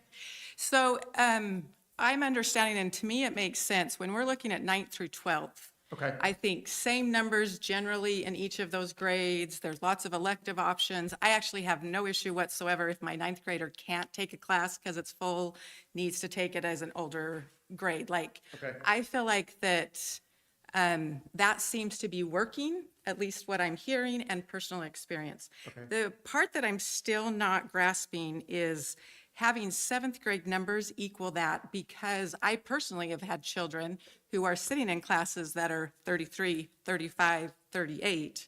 And we're talking social studies in 7th grade, English 7th grade, language in 7th grade.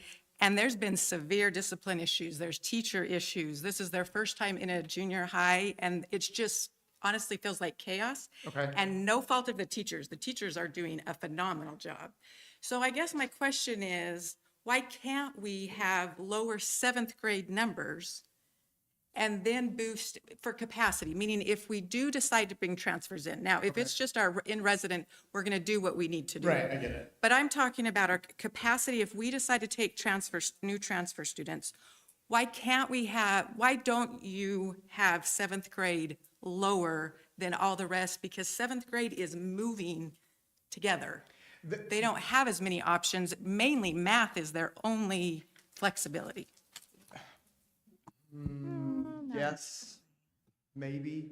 We are already changing our schedule. So to your point, 7th grade, I say this, I'm in year 2, but traditionally, at least the last few years, what we've tried to do philosophically is say, hey, everyone take kind of the same stuff and get exposure. Well, as we are now creating some more electives, as we are now trying to even say, okay, a study hall, for example, might be really good in that transitional year between 6th grade to 7th grade.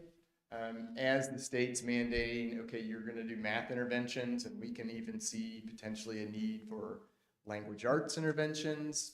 don't know if that, we can make that work or not. What I'm saying to you is he mentioned the word release valve, so that's actually creating a 7th grade schedule that does have some fluidity to it and not this cookie cutter where everybody goes where they go. And so our schedule probably boxed us in more than anything. And we still would like to keep philosophically for the majority of kids to be able to get exposure. But we also have some unique needs across classes that we may need to be creative. In other words, we already are. And I think that we can get some of those numbers down, right? Well, I think my question is, at some point, if I understand Sure. scheduling teens, I mean, this much of it, there is a set capacity. You know, if you A have set number in the a class. set or number the that big- the counselor's allowing to go join a group in general. Okay, Because I've had kids who are like, I want to take that class, it's full. right. So there's Those are the some, parents I hear from, by the way. there's some threshold there. And what I'm saying is our threshold has been significantly high, especially for 7th grade and others. If we drop our capacity number, we could drop that to be 25 per se and have that be the max in a science class, in a social studies, in these classes where to me is making a big deal. And so that's why I'm still, I guess I'm not understanding, because my problem is the numbers are showing, to me, practicality, what we don't want, and parents are complaining about, saying, we have a huge 7th grade, we have huge class sizes. Okay. This isn't new, and just because I appreciate that we're going to add a few more options, but still 7th grade looks very different schedule and options wise than than 12th grade or 10th, if that makes sense. Can I jump in? Yeah, go for it. I think one of the issues that we're getting at here is the numbers for K6 for capacity are super easy to figure out because it's just whatever our cap of class, right.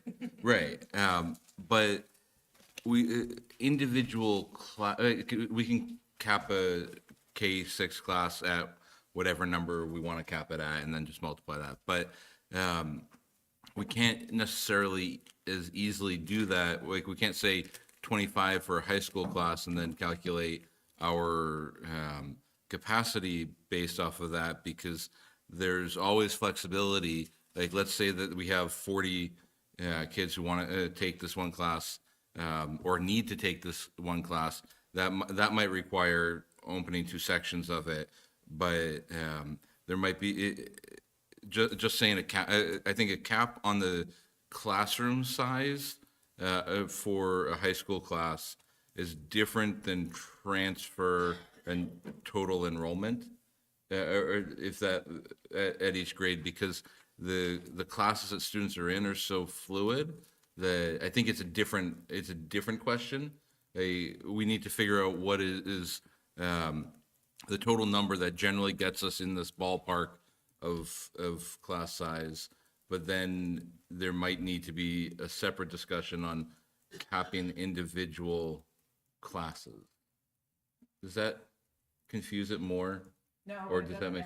I mean, it just So there's a couple things. I'll go to the easier question first, and then I think I'll get to yours on the 7th grade, because I think that there's 2 pieces. But let's say I drop my secondary numbers down. It doesn't necessarily solve my problem. It can actually create more problems. So one of the things I say on tours when I'm talking to prospective families or families that have moved in is what's great about us, especially considering where we are, is we are a small school with big school opportunities. So we have tons of electives and AP classes. And as we start to reduce potentially our numbers, I might lose those, or I might have to then move those down to every other year. The numbers where they don't get nice and neat, if I had 40 to 45 kids requesting this class, obviously that would be 2 sections. But what might happen is, because the key code for these kids is, well, I'm in orchestra and I want this AP and I want this AP. At those 45, maybe 40 still can only go to this period. and then the other 5 can go to this period. It just doesn't always work neat. And so even then I'm having to turn kids away or get out of orchestra or get out of this AP. And so that's the frustration that we have, where we start to create all of these little singletons. So the lower numbers I have, the more singletons I will then create, which makes it harder to take classes. That's just the nature of the beast. 7th grade. It is a big class, you're right. And learning from what I've learned already this year, and not me, all of us, it doesn't take much to, again, go to offer the study hall, which is what we're already doing for a certain group, offer maybe another study hall for the music kids. Those 15 kids could alleviate our world language issue. We can clearly look at, instead of this section of 8th grade English, I can look at another section of 7th grade English potentially. So there's a lot we can still do with some of the core classes if they're too big. We do have recommendations that we try to adhere to, like science classes, 24 we try because that's the lab space. But we do break those guidelines on occasion, like I just said, because this science class might have 17 and those kids needed it, so we might go to like 27 to get those kids in there because their schedule didn't work that way. And that's the kind of not neatness part of our secondary schedule, no matter what the grade is. I hope that makes some sense. I hope that answered your question a little bit. And so my question is this: do you have capacity in the building? Do you have empty rooms? I do, yeah, I Okay. do. So if something were to happen and you said, okay, we just need to hire another teacher, you have a room that you could put that teacher in? Yeah, I do. Okay. I have a lab for sure. I have 2 labs. Yeah, okay, I've got that's stuff. helpful, thank you. Because I think that's the other piece that we have to look at. It's the same thing at the intermediate school. They have empty classrooms. They could open another section. And at some point, particularly in junior, senior, if you have just even 1 or 2 teachers can take care of a lot of the capacity issues depending on where they're placed, what they're doing. Correct. Yeah. Correct. So again, if you're talking about increasing our ADM, money comes with that. Money pays for additional teachers should that be necessary. So I come back to this issue of not wanting to limit the administrator's ability to make the best educational experience for our students in the classroom. And in some cases, that is not less students, particularly in those upper grade levels. So I kind of agree with what Amy said earlier. We want to be cautious of tying too many hands so that they can't just do the best decision for students. Is it crazy to say, perhaps, that we have a firm number for K through 6, and then for 7th through 12th grade, we have a total, like 1,200, and let that 1,200 people be distributed among those grade levels in a way that makes sense for that specific year based on maybe there's a huge 7th grade class, and so we don't want to let in a whole bunch of, or a huge 8th grade class, so we don't want to let in a whole bunch of new 7th graders or, whatever, but we have room for more seniors because they're not going to be taking 8th grade math, and make it one big pile of students for you to sort out rather than trying to say 192 per grade, and that's the hard line. Would that be more flexible? Well, we always want more kids. I'm sorry, that's just us. But I would tell you, you're right on the fact that I don't notice anything easier if all of my classes were even, or if I do have one that is 25 more than this. We don't even notice that. It's a drop in the bucket to us based off where kids go. And just because they're even doesn't mean I keep picking on orchestra, doesn't mean I have the same musicians, right? Right. It doesn't mean that I have the same amount of kids that want to take film lit. It doesn't mean that I have the same. So it's not uniform across the board. Whereas, to your point, 7th grade is a little bit more, we kind of cookie cutter you through. Definitely in the elementaries, I'm not an expert there, but they all are taking these exact same things. They don't in hours, and we can't predict, just like we have a big, athletic volleyball senior class one year, and the next year we have one in the junior class. Even though the numbers are the same, it doesn't work that way. It's Right. just not neat. So maybe having So an overall capacity for your building. that would make sense because Would my make teachers more are at sense. 70 or whatever it is. And so, again, Then you can if check. we do get full, just like he said, look, if we are full for German, we're full, and we can help protect that German one or that French one, or we can help protect that 7th grade rotation. We absolutely can do that. Does it make sense to consider 7th and 8th grade as a separate entity? Because they're still a little bit more formative age, as to kind of, as to Dacia's point, they're still trying to figure out, like, I don't know where the bathroom is half the time, as far as I can tell, so. I don't know. They catch on quicker than I did. That's fine. They knew which stairwells went where. I did it for about 3 months. So, I mean, does it make sense to say there's a high school capacity, there's a junior high capacity, and there's an elementary capacity? Does Maybe we do it that way. do anything to you?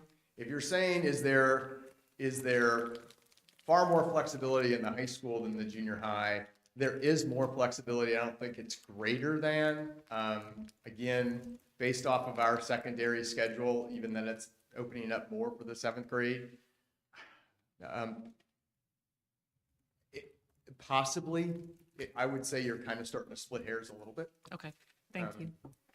I think having huge grade levels changes to me does bring up a lot of issues from extracurricular activity or sports. Like if I have a child trying out for 7th grade volleyball, if they're in particularly a large grade, they just have bad luck to play, or being on a graduation day, what does graduation look like for maybe a grade that was this huge grade? And so I get your point, and I do think that it's a valid point that we can be a lot more flexible with those numbers, but I still am concerned at saying we're doing away with grade level capacity, because it's like a shot in the dark of who's going to apply.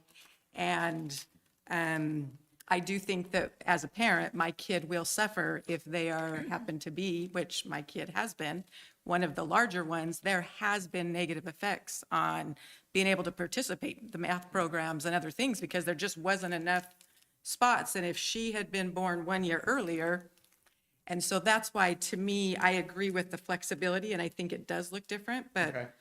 I personally would not like to see just a general, we don't care, because I. Nobody's say saying that. we don't care. Well, no, I mean, wouldn't not say care that. from if it's 9th through, 7th through 12th. We just want numbers or bodies.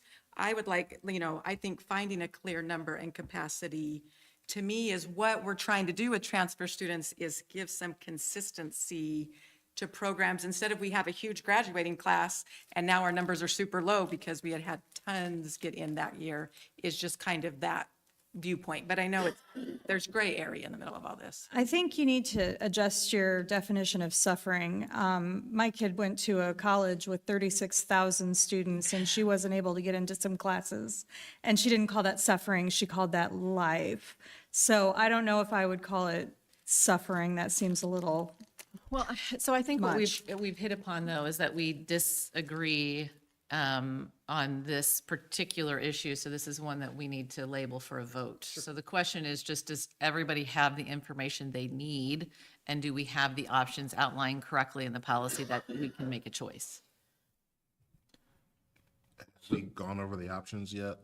So I think one of the questions that we're getting at here is related to the table itself and the numbers that are there, not necessarily the text. Because I'm getting the sense that there's varying perceptions, first on the recommended capacity for different grades, and then whether we should stick to a strict grade level capacity or go to a completely open. And I don't know that I've heard any of us completely on like just fill the high school regardless of how many per grade, or if there's somewhere in the middle where, like, I look at 12th grade capacity. So looking at 9 through 12, they're almost all, 9, 10, and 11 are 185, 193, 191, which are all right near the 192 capacity limit. 12th grade is at 167. So what I wonder if it wouldn't probably, I don't know that it would make sense to add more to 9th, 10th, 11th beyond what we have as our capacity limits there to even that out with 12th grade. And going with more with the building max, but maybe we could go a little more than the grade level capacity if one grade is super low. But then if looking at the next two grades, they're both either at or above capacity. So I do think that probably sticking with the grade level capacity and maybe allowing a little bit of flexibility for 9th through 12th, but not 7th and 8th. Another possibility with this is if we're looking at the table, we have 7th and 8th grade at the same capacity levels as 9th to 12th. What if we reduce the 7th and 8th grade capacity to be the same as 5th and 6th, but then slightly increased 9 to 12? That way there's a lower number for transition in to the building, and then we allowed more at high school. That's sensible. Does the policy committee want to bring next week? No, the policy committee does not. So this is, actually, we have a meeting. You don't have a meeting. We Plan a kind meeting, we kind of. emergency meeting, yeah. Yeah, thank you. We'd like to not do it, but we did Okay, plan one. okay. Well, I'll tell you what, why don't we take a brief nature break since it's 8 o'clock and we'll come back in 10 minutes, okay?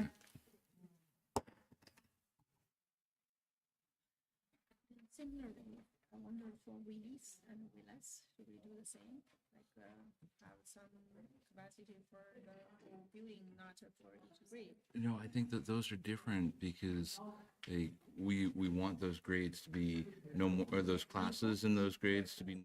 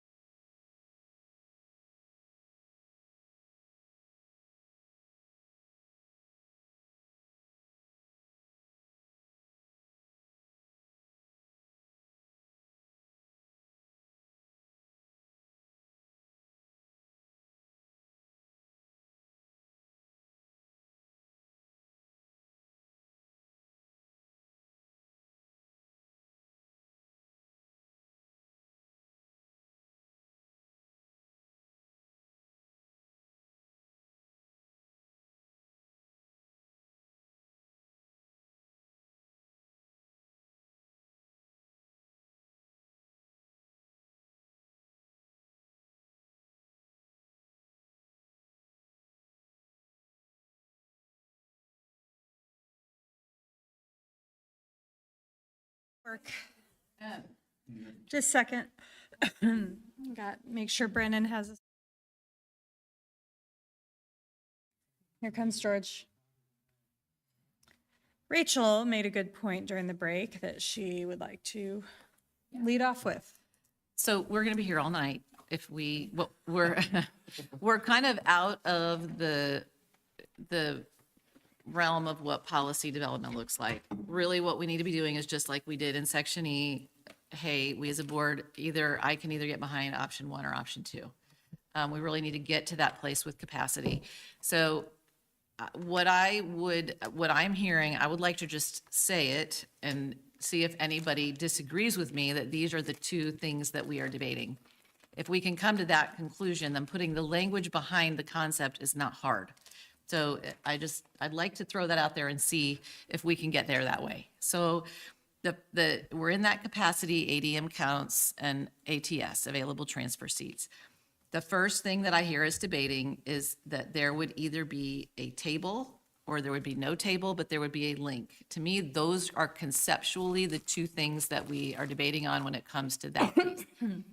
Would everyone be satisfied with either a table in the policy or a link to the table in the policy? Everybody would be satisfied with one of those two options. Okay, that's one thing that we're going to need to vote on. The next one is, if we are going to have a building capacity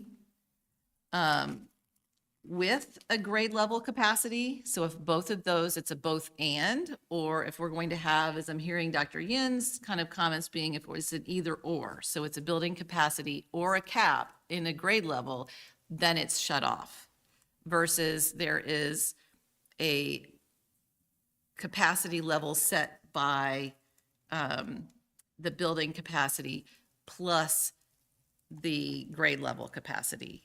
If that, I don't know if I'm saying that Can you correctly. repeat that for me so I can write this down? Sure. So option 1 would be there's a building capacity or a grade level. So both things are in there. If the capacity, or if the enrollment either hits the grade level capacity or the building capacity, transfers are shut off. That's option 1. The other is a both and. It has to hit both the grade level and the building capacity to shut off. I think that summarizes the two thoughts. Can everybody get behind one of those options? I'm not sorry, I must understand. The I'm both not- and? I'm not understanding because, so what I'm coming from, and so then you can help me see how to understand, Right. is to have available transfer seats, we need to have a grade level capacity to determine what that number is. Yes. So in some ways, it doesn't matter what the building level capacity. Now, yes, the building level capacity is adding all those numbers together, but I guess what I'm not understanding is, how do we get that with just the building level capacity? I understand If what you're that saying. makes Yeah, I sense. understand what you're saying. I think the distinction, the words that I'm not putting on this is it makes sense to have a grade level capacity only K through 6. It makes sense to have a grade level and building level at those higher grades. Yeah, I think So that they can exceed the numbers to allow for optimization. So I don't know if that matches exactly. I can get Anna's behind making the eyes at me that say, no, I don't know what you're talking about, lady. Well, you have to have a grade level capacity. Okay. You have to have that. So there's a grade level capacity, but this is giving permission to exceed the grade level capacity is, No. that's what this policy talks about, is that you can temporarily exceed grade level capacity. But that's only if student's admission is required by law. So it's not, this is where I think it gets fuzzy. I guess that's what I'm saying to you. And I'm not sure what the two options are, but can we get down to two options? Maybe that's a better way to say it. So the way that, can I give names of who? Sure. Because we Yeah. all know who submitted it. The way Mrs. Mumford explained it in the policy, you can exceed if you're keeping the students you currently have. Okay. So that part's not really fuzzy. Do we all agree with that so far? Okay. Okay. That's one option. Yeah. Okay. So you have to have per grade level capacity. so that you can determine what numbers you're taking per grade level to make it fair process. Okay. What we learn, so that part, it's not either having that or not having it. You have to have that. Okay.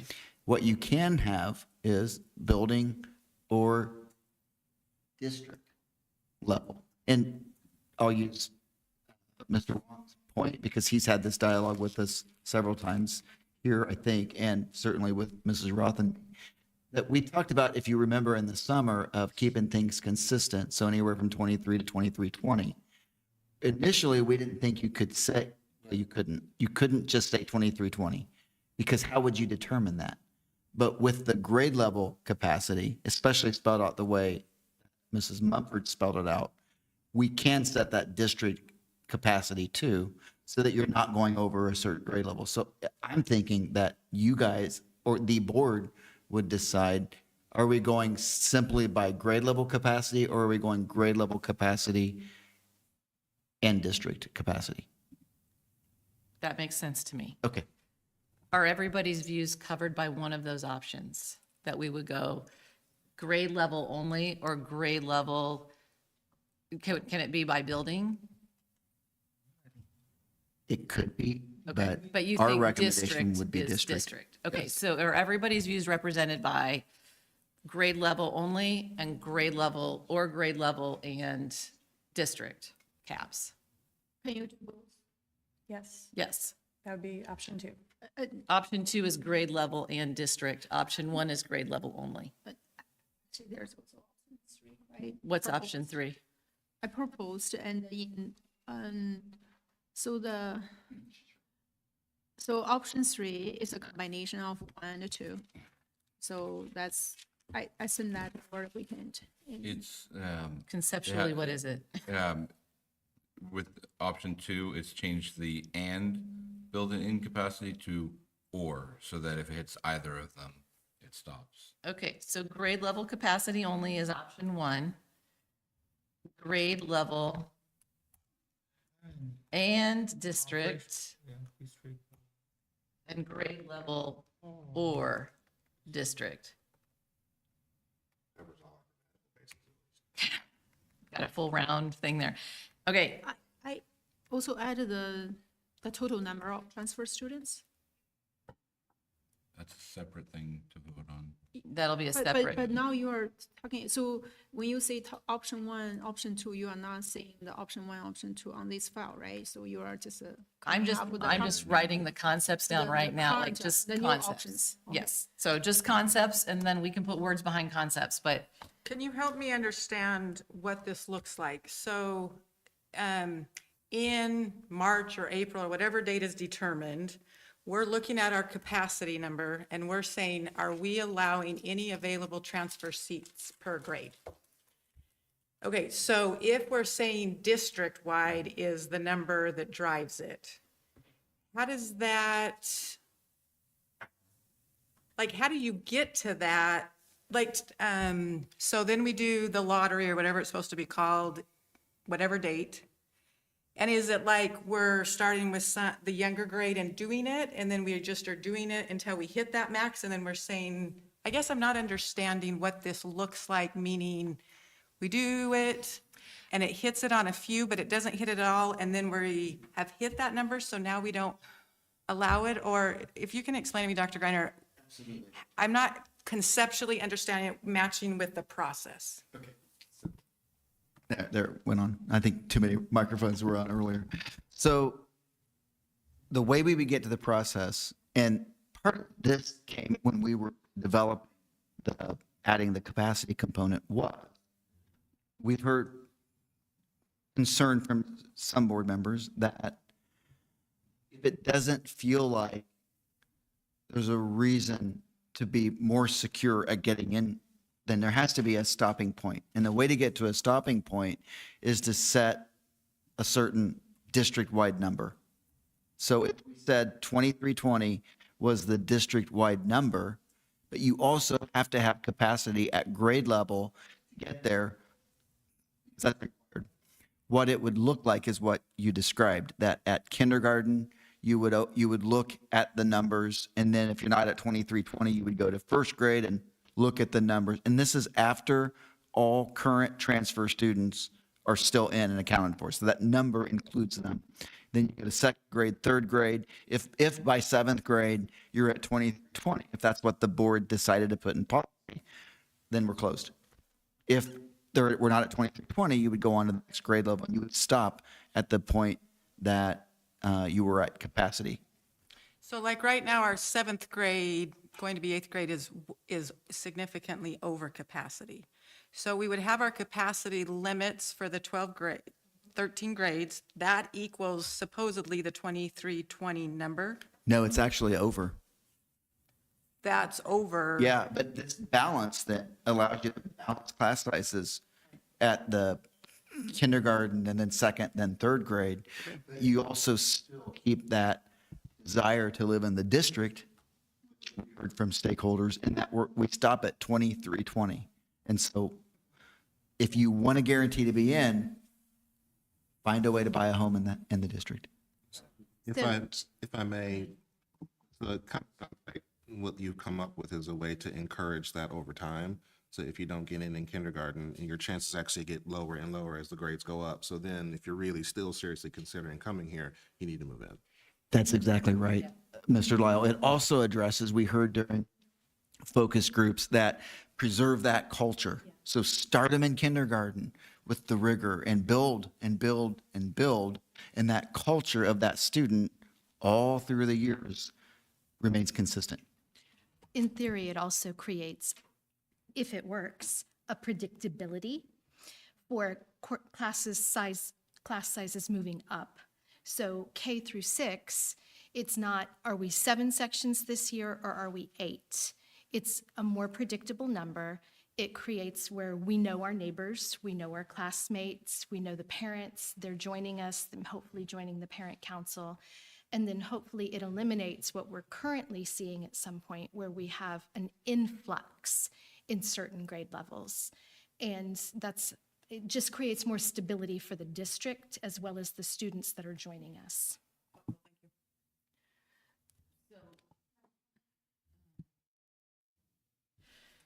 So we'll come back to this question. Is everybody satisfied with one of the options? One of them is that it's grade level only. That's it.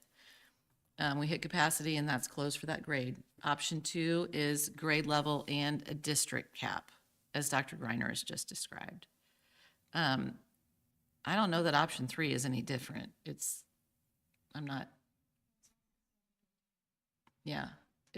me, it's the same thing. And so that's really what we're talking about, is grade level only or grade level and district. Are everybody's views represented by those two options? I'm not sure, Dr. Yin, if that matches what you're wanting, but does Dr. Reiner's explanation help? Suppose, right? The cap for each grade and the cap for the total district. That's Yes. what we will Yes. have, right? Yes. Are you Yes. satisfied with that as an option? Yeah, that, Okay. So I think it's, that's what we would be voting on Monday night on this option in the policy, is grade level only or grade level and district. Right? Okay, so we have, just to recap, so far we are voting on, if in this, just talking about the capacity part again, we have another vote earlier. We are voting on if we're going to have a table or if we're going to have no table but a link to a table.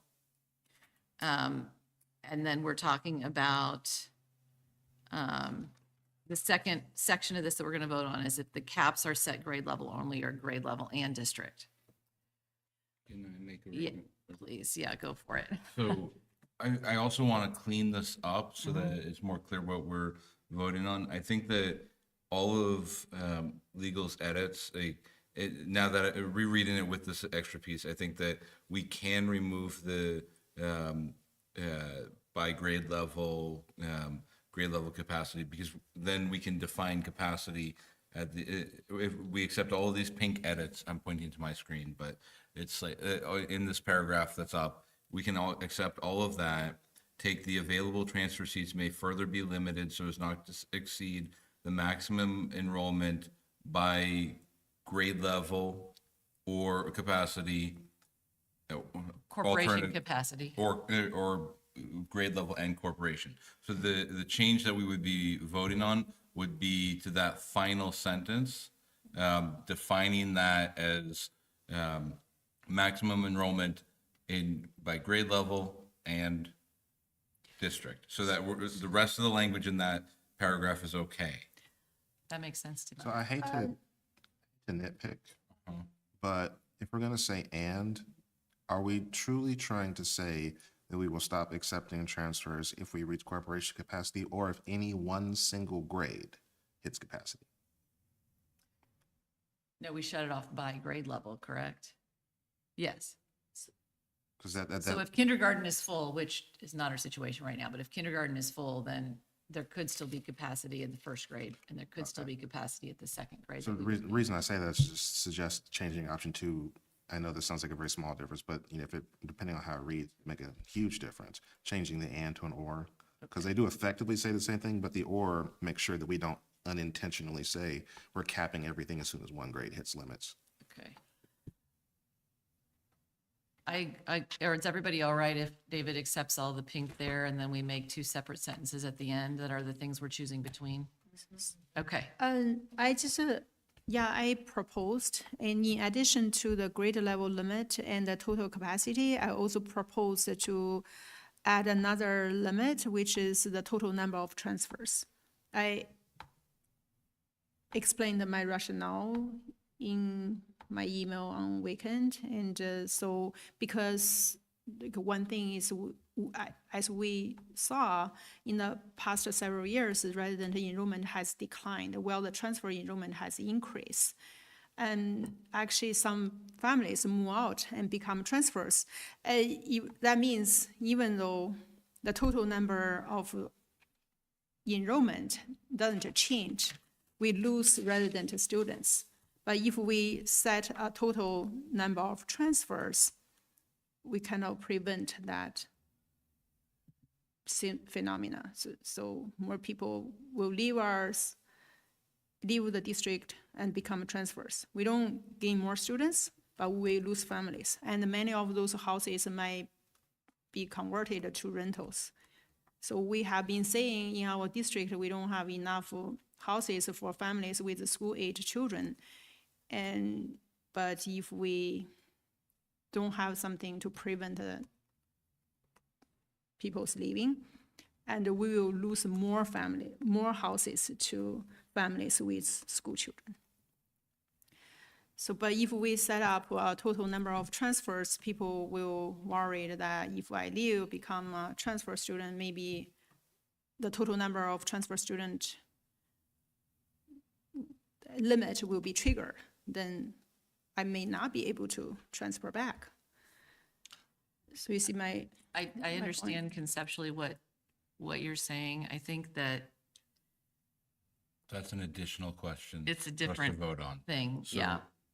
Can I, yeah, because we are right now talking about the limit. I feel the limit for each grade, the limit for the total, and the limit for the total transfers are the 3 limits, and whatever limits is triggered, no. So we can add option 3 there that says by grade level capacity or district capacity or percentage of transfers or total number of transfers.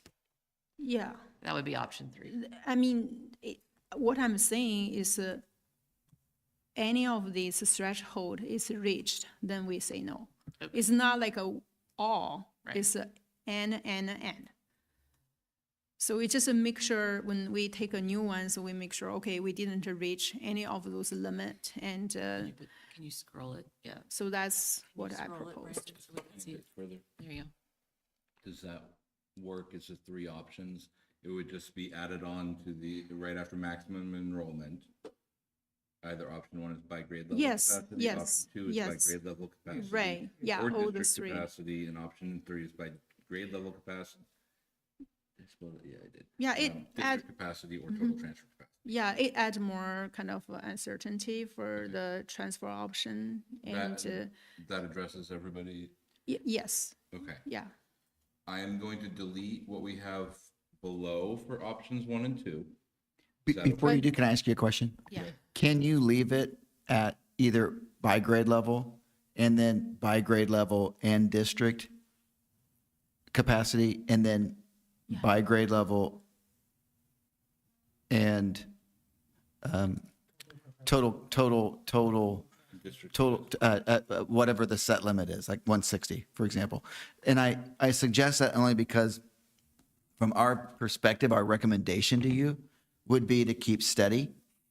Now, I know that board feels differently on that, so the board's gonna have to decide this, but if you asked us our recommendation, we would tell you that if we can keep enrollment steady, like we had suggested in the summer, then that keeps at bargaining time consistent dollars. Now, another argument could be, or recommendation of the board, so you'll all have to decide this, but could be that you keep it set and you raise the referendum, so you build that menu in, or that could come later. My only point to you is, if we could keep it steady, which hears the community, perhaps, of, it's hard, there's no guarantee, and the grade level capacity, which is required, it could, from our perspective, it keeps it a steady amount of state revenue coming in.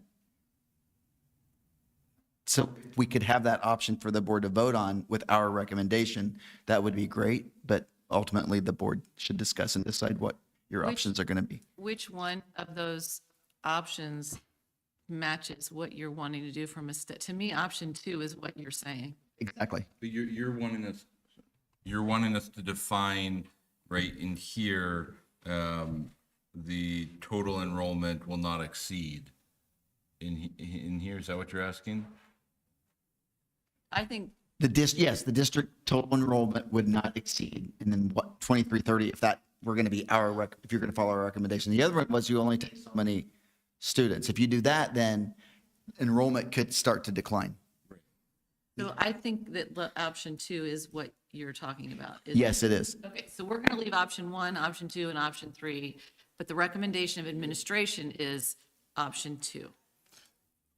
I do have a question. With total transfer capacity, would that not be calculated as and figured into either the grade level capacity or the district capacity? Are you thinking like a maximum number of transfer students? Yes, maximum percentage of yes. students could be transfers. Okay. Yeah, because I'm really worried that when more homes become rental properties in our district, then few residents will want to invest in public education in the community, and that may affect the support for the future referendum compared with districts that maintain a higher rate of families. And because I'm from the investor, I just imagine from the investor's perspective, the lower the tax, the better, right? So, but for families, and then we don't mind investing in paying higher taxes for the public school. This is more long-term thing. You can even set the total transfer capacity, total transfer number higher. For example, right now we have 158. You can set it as 160 to see how it goes. I just don't want it to be unlimited. Just like, for example, in a neighborhood, many of the neighborhood, I also have that point, many homeowner associations cap the percentage of rental units to preserve the community stability and the property values. Similarly, I feel the district should cap the transfer enrollment to help maintain the long-term financial stability and the community investment to the district. And I just, more and more, Okay. So how houses become rental properties in the district, and I feel in the long run that won't be good for us. And Helpful clarification. yeah, Thank so you. just you can limit. I feel just like some other numbers, and we can watch the data and make decisions year by year. But I feel having that number at least deter people from moving out unlimitedly, because I empty out my spot for myself to transfer back. And so that's So can everybody, though, agree that option 1, option 2, and option 3 represents everybody's opinions in some capacity? total. Total percentage of transfers in the district. I'm not sure about the percentage, and I just say total number of transfer, because we are, that makes sense. People say, hey, in this district, there's no enough housing. Okay, how about we use this number to accommodate that issue? Okay, but how comes like, Okay, is everybody okay if David deletes option 1 and option 2 that show up below, that he's highlighting right now? but they needed the kind of official language though, anyway, so. Well, but it's in the paragraph up above, that's kind of hidden. Okay, that's fine. Yeah, Okay. the point is The there. 1 and 2 were the old, and what we looked at, started with tonight. Now we've shifted it, so the language is up above. Brandon, could you just scroll down a tiny bit, please? The other way. Up. Yeah, you go. So see, available transfer students may further be limited as so not to exceed the maximum enrollment. And then we're going to add on one of those those 3 things. So we can delete then those 2 purple down below because they're represented by what is there. Yeah. Is everybody satisfied with those 3 options? Yeah. Yes. Anybody have option 1? I think option 1 maybe can remove that. Anybody want to? I think we just leave it, We'll leave it there for. leave it to the meeting. Although for option 3, who's going to take responsibility for actually defining that number? We got to define that. We need to define other numbers We too, can do right? that all late. Sorry. We can do that all later. Right now, the question that Rachel asked is about the old option 1 and 2. Can I Yeah. delete that? Yes. Yeah, that's fine, yes. Okay, And then, okay. so Thanks. those can be deleted to clean things up. We're going to come in and look at this one. Option, could you go back up, Brandon? I'm sorry. We're going to look at this section right now. I would say to you, right now, administration is recommending to us option 2. And if we come back and we say an option 3 passes, then they are going to have to come forward with a different recommendation than what they've already recommended. Yeah, So- it's just like other capacity numbers, Right. we can set up a number for this one. So Right. people feel, hey, if you move out, you may not be able to come back, even Yeah. though we don't reach the capacity for the total, we reach the capacity for the total transfers. Right. So there's a kind of more uncertainty there, and to, Right. This is just to say, is everybody represented by those 3 options? And then let's see what passes. And then we can ask administrators to do. Okay. Okay, I added that note in there for us. Okay. If we can go down, my computer's dying, we've been here that long. If we could go down to transfer applications and student policy. So to me, the priority to me, we actually had pretty strong agreement on what would, thank you. We actually had pretty strong agreement on what would work here. And I think everybody's input has been included in that. Would everybody look at C, transfer applications? This is the prioritization section. And tell me if that represents or doesn't represent your position.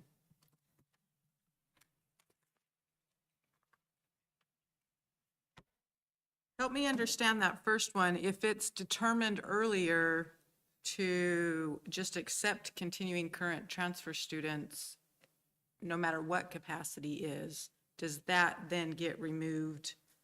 Does this first step get removed? That was something that we discussed at the meeting as to whether this had to be in here or was already determined. And I think we had added this in, correct me if I'm wrong, in case that wasn't approved. But we didn't feel like it had to be improved, but the discussion ended, or sorry, we didn't feel like it had to be in here, but the discussion made it feel like we needed to incorporate it. So if it gets voted on, if the majority of the board votes to allow current transfer students to stay past capacity, this would be deleted. If it doesn't, then this would stay the same because they would be the priority on that. Am I understanding correctly? That is what I understand. And could you just put that note in parentheses, David, that this would be deleted if the board votes to? then how about those, okay, so, Sorry. yeah, She's got the hard job here tonight. The board votes to retain all continuing transfer students. Yes. Sorry, Then how about those, the students who used to be a resident student but moved out and want to transfer back? Do they have any priorities? They would be And- new transfers. They're So new they don't- transfers without priority. And the students of employees who quit their job. They Also would be new transfers. So those students don't have any priority on this list at all, not even Correct. as, they don't even have the priority as number 2. So Right, because we pretty don't- much they got the worst scenario for their transfer request. My understanding right? is legally, we asked and she said we're not allowed to add either of those. Correct. Like, we don't get to choose. We don't get We to don't get to pick. pick. Like, we can't, even if we wanted to prioritize both those, at least my understanding from legal counsel is we're not allowed to have that discussion. That's Is that not, fair? Yeah, you're But right, also we- because I asked about that specifically. And the thing that you and I talked about prioritizing pre-K kids, we can't even do that. yeah. And we all, Go ahead. we also don't want to incentivize people to come work for a short period of time, get their kid in, and then leave.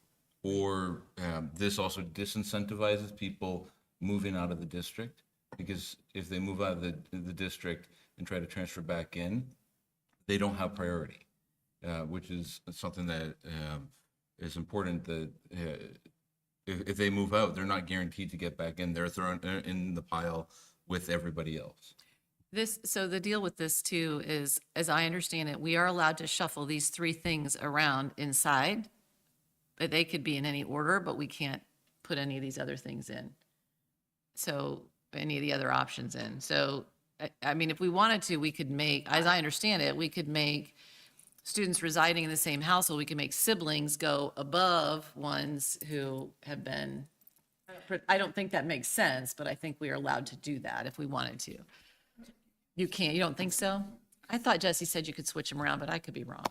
But I thought she said you could make them equal or different levels. And I thought the other one is we could throw employees in here is what our 3 options are. Okay. To mess with those orders. But my understanding is those were our only options of the 3 that But we could wanted, mess yeah, we wanted to protect employees was the thing.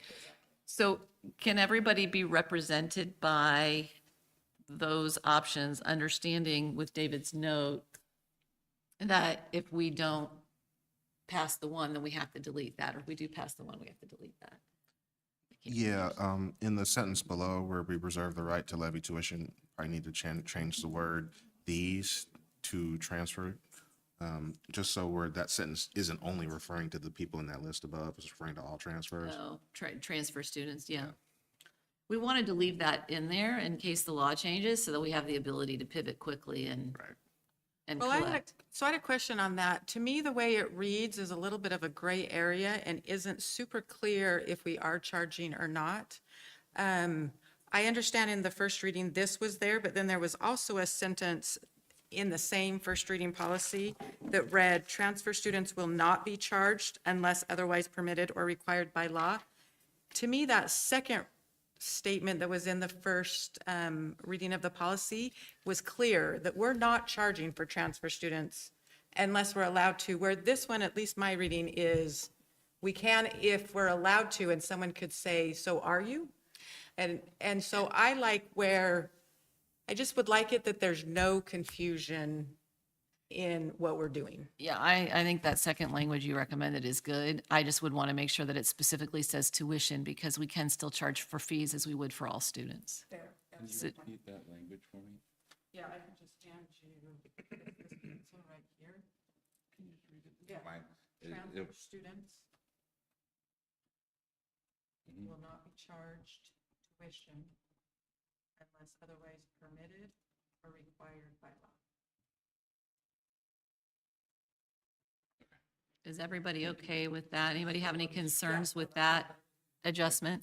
So we'll remove the corporation reserves the right, Yeah. and is everybody okay with that? Any concerns? Sean, are you all right? I'm good. Okay. You had a face there. I didn't know. I didn't like, couldn't interpret the face. Can I also, can I also confirm that everybody's okay with the changes made by legal to, at the first paragraph up there of removing grade level enrollment capacity to available transfer seats? Right, okay. Yeah. And same with the next paragraph.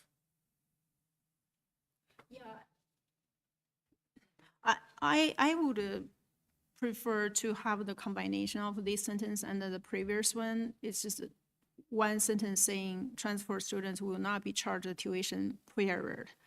The district reserve the right to charge tuition if permitted or required by law. I feel that's more clear.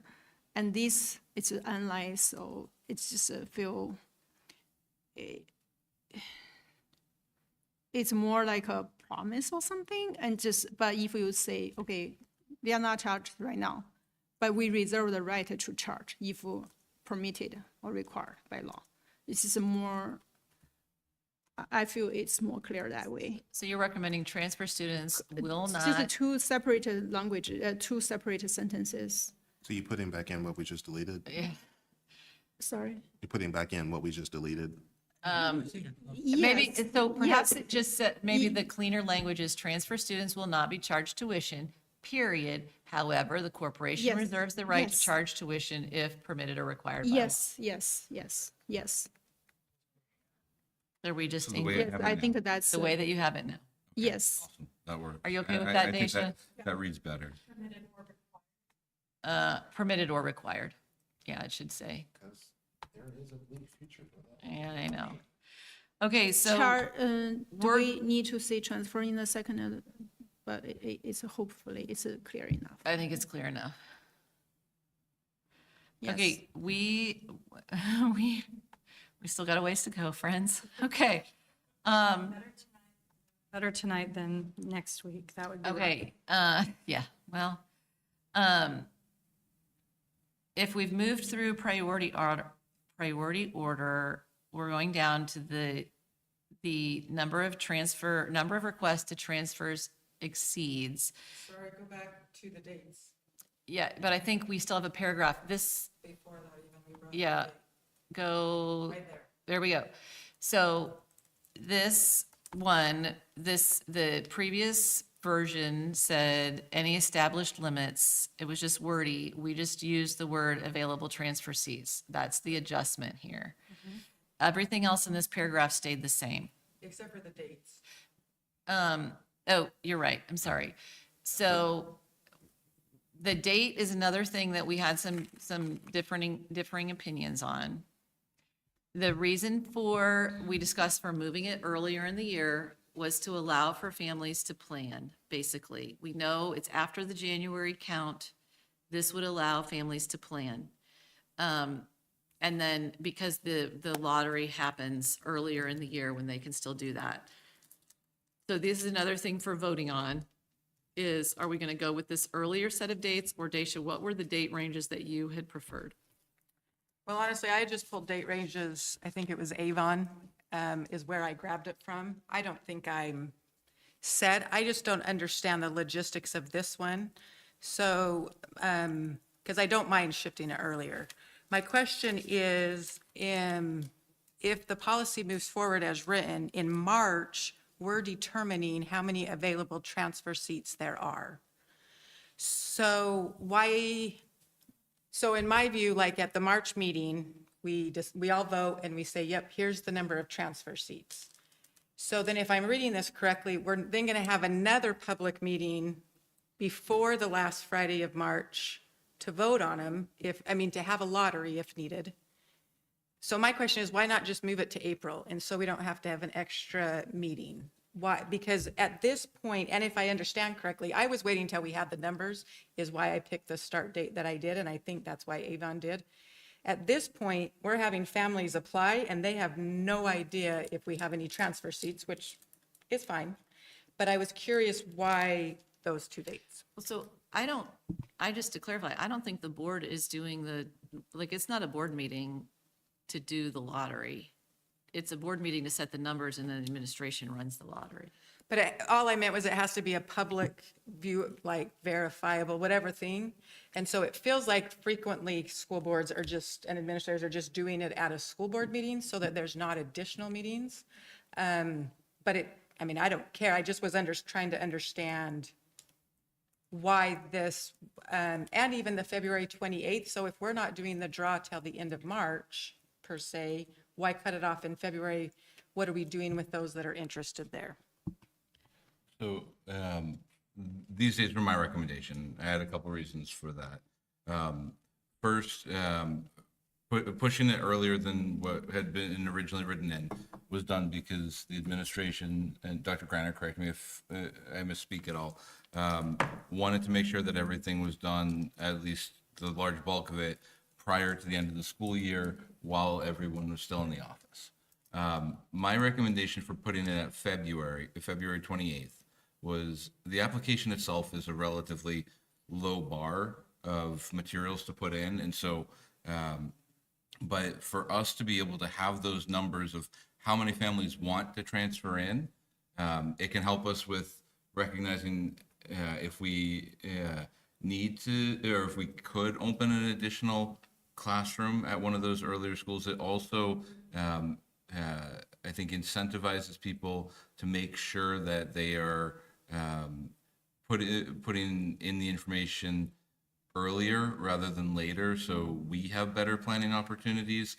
And if we set that priority date for people to get into the lottery earlier, then folks who are moving to town later after those dates may be more incentivized to look specifically at purchasing a house in the district as the only way to guarantee getting in, if they're, especially if there aren't any available slots at the grade level that their child would be in. Yeah, and I want to, that was exactly the conversation, and I think the other piece is coming down to staffing. Administrators, the offices are not open to deal with some of these questions and work over the course of the summer. So having that happen early enough that it can keep them out of the weeds of May and graduation. I mean, I don't know that there's a perfect date. Somebody's scenario is going to be, it's not going to fit for somebody. But in talking with Anna and Dr. Reiner, it was really what would be ideal for us in terms of how we would administer it. And that's where we ended up. But we could put two options out there. We could put option one and option two, you know. I think part of my concern, and I mean, I agree, I have no issues with going earlier, and I have no issues at all of having this all decided before the end of the school year. Like, that I agree with. The sooner that we make this date, we actually are taking away some of the risk. Because right now, if I put in an application, if I want to move here in March, I know straightforward, is there going to be, like, there's not a lottery, there is no risk if there's an open seat. Up till February 28th, I don't even know. And so to me, the longer that we put the window where we're doing a lottery, I think encourages more risk, and also leads away from people who are in the know and has someone at Purdue that's like, it's May, you know, it's March 6th, make sure and get yours in, because now the date does matter. Up till we have the lottery, or whatever that date, February 28th, the date doesn't matter. No one has any special privileges. So I like that a lot. So I would love if we extended it just even another month, just to add a little bit more risk. But so that's my view. And then like have it end of March, because then it's very clear by the end of March what was, you know, what's our available seats. We've had a meeting, we've seen what our numbers are starting to look like, and then we do it in April is just another viewpoint. I see your logic there, and I see that makes sense. So I'm good if we just move this to March 31st and Well, April. remember, it'd be or the what- last Friday in April. Well, the applications Oh, due by March 31st, and the lottery by the last Friday in April. So here's my question. As you're talking, I'm thinking of this question. What if I am the parent of a transfer student and I want to get my kids in and I can't get a house in West Lafayette? I'm going to sign up for the transfer.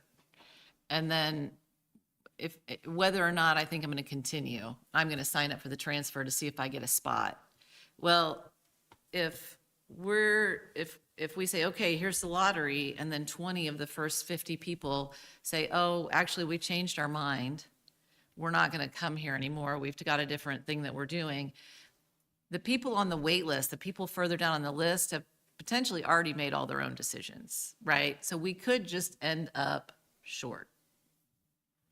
Do you think we would always fill? I don't know if I explained that correctly, but would we always fill? Because that to me is, I mean, a parent who wants to have best odds is going to apply early and often, whether or not they actually intend to come.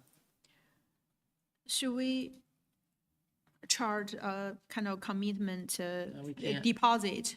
Can't. And We we can't. cannot? I No. think some of district does. Otherwise, because the difference between the resident student and the transfer is transfer has more uncertainty for us. For the resident student, they live here. If they enroll, they live here because. But for transfer, they can change mind, which is understandable. I plan to transfer to West Side, but that's too much a drop off, and I don't want to do it anymore. And they may withdraw their transfer request. They can still go back to wherever they live. And so I think that's why at the end of the next paragraph, we talk about the lottery wait list is to deal with that, because I do think that that can happen, that someone can apply, get in, and then say, never mind.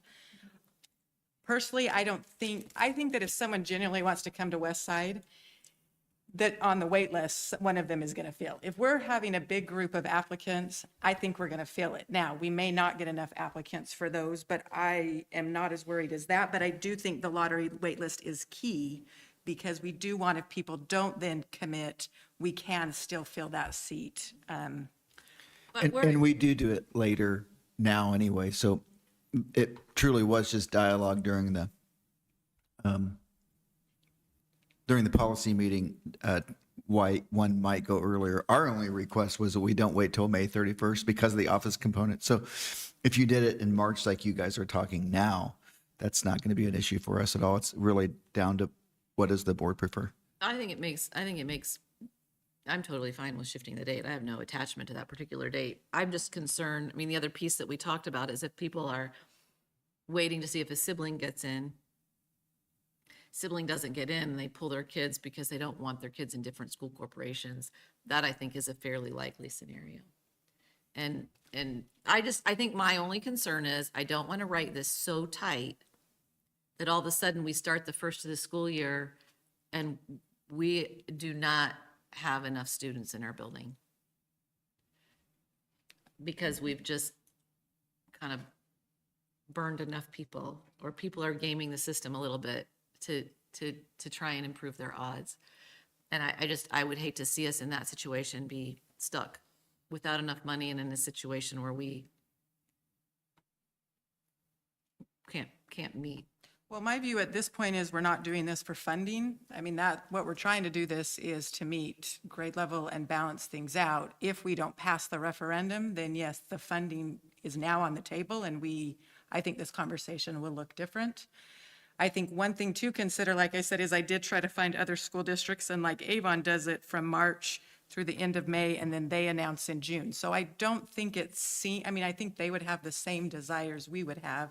So I don't think pushing it back a month, but I mean, I don't think any of us really know.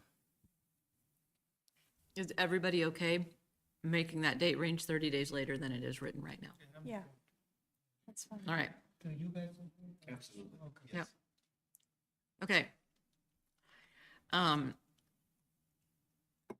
So if we scroll on down after David gets that changed, we all agree that the date is going to be submitted and all that set. do we have a time for people to notify us if they don't plan to take the spot? And what if people got a lottery and decided to keep it and until the beginning of the new semester or something? And then other people who are on the waiting list won't have enough time to prepare for the transfer. So it doesn't give us a date. That's a good question. It doesn't give us a specific time. It just says if they don't enroll. Yeah, they get in. So but they have to get in, but then they have to enroll. So if they are notified that they're in, but they do not enroll within a certain time period, you're right, that could be problematic. And I don't think that this policy covers that issue. Yeah, they don't even need to notify us whether they want to enroll eventually, basically with this. If you scroll down a little bit, it says, any remaining capacity after June 1. So I guess that's the, But And isn't June but we 1 assume that those who got it will enroll. But what if they don't enroll? And Yeah, we can go back to the wait list. I agree. And isn't June 1? Yes, so we could change that, couldn't we? So it would be April 1, wouldn't it? Yeah. So if it's March 28th, it would be April 1. And then have to change I the would policy. think if they don't enroll, since we've got until count day, we would go back to the list based on what the policy says and look at the wait list. You want this to be April 1? Yeah. when is the registration system open? Not usually till July or August, isn't it? Late July? So So then we won't know whether they will enroll or not. So I think there's confusion here. There's two numbers that we're looking at. When we look at capacity and decide how many transfer students we can take, it honestly has nothing to do with what our in-district enrollment looks like. Because up until our fall count date, we're going to have kids moving out and moving in, and we don't know what those numbers are. That's why, like I had asked Dr. Greiner for what grade levels, how they fluctuate, because like, let's say that we hear some family of 10 kids are moving in. That's not going to change the number that we say of available transfer seats. That number is its own number. And that's why here we're saying if someone decides not to take one of those seats, we take the next person on the lottery. But that has nothing to do with our enrollment numbers because we won't know our enrollment numbers till August, end of July. Honestly, we have a lot of students, at least when I was teaching, that came in after Labor Day. And so that's to me why we're wording it the way we are, because it's not about, oh yay, someone moved out, we now get another transfer student. Those numbers were decided in March and we're done with that decision, if that makes sense. Part of the concern with the numbers that I have is there is uncertainty who will move in, what those numbers would look like. So we have to have our capacity low enough to give us a bubble to say, let's imagine in the dream world, we have tons of families move in this summer because of our transfer policy, because of SK Hynix. Let's say we start taking homeschool, we decide to take a few. We've got to have our capacity number low enough that our available transfer seats are so low that we're now not going to be super high when everybody comes in. Does that kind of make sense, how those numbers we don't need to wait and see who enrolls in district to affect our available. On this paragraph, we do have one comment from legal about the word waitlist, saying how do they get placed on a wait list? I do think that's a good point, and we need to add that somewhere. I have Do you have a sentence to I have a add? sentence that I already wrote out. Okay, tell me, because Let's I do also it. did, David. I would put it, where would I put it? In definitions, don't you think? No, I was just going to put it after lottery process. Okay. Any student not initially selected in the lottery will be added to a wait list based on random drawing for priority order.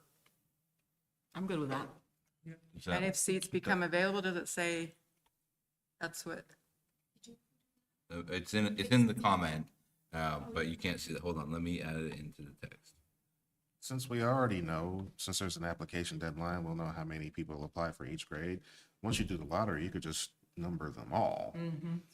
Right. Yeah, and then, so, if, you have 1 through 10, if they get in and, numbers 1 and number 2 then drop out, then numbers 11 and 12 are moved up. Correct. Yeah. There wouldn't be a new lottery, they just would be not Exactly, having yeah. a spot. So I do think that that's a good point from Jesse, that we need to add it. You want this language or do you want something different? that's fine.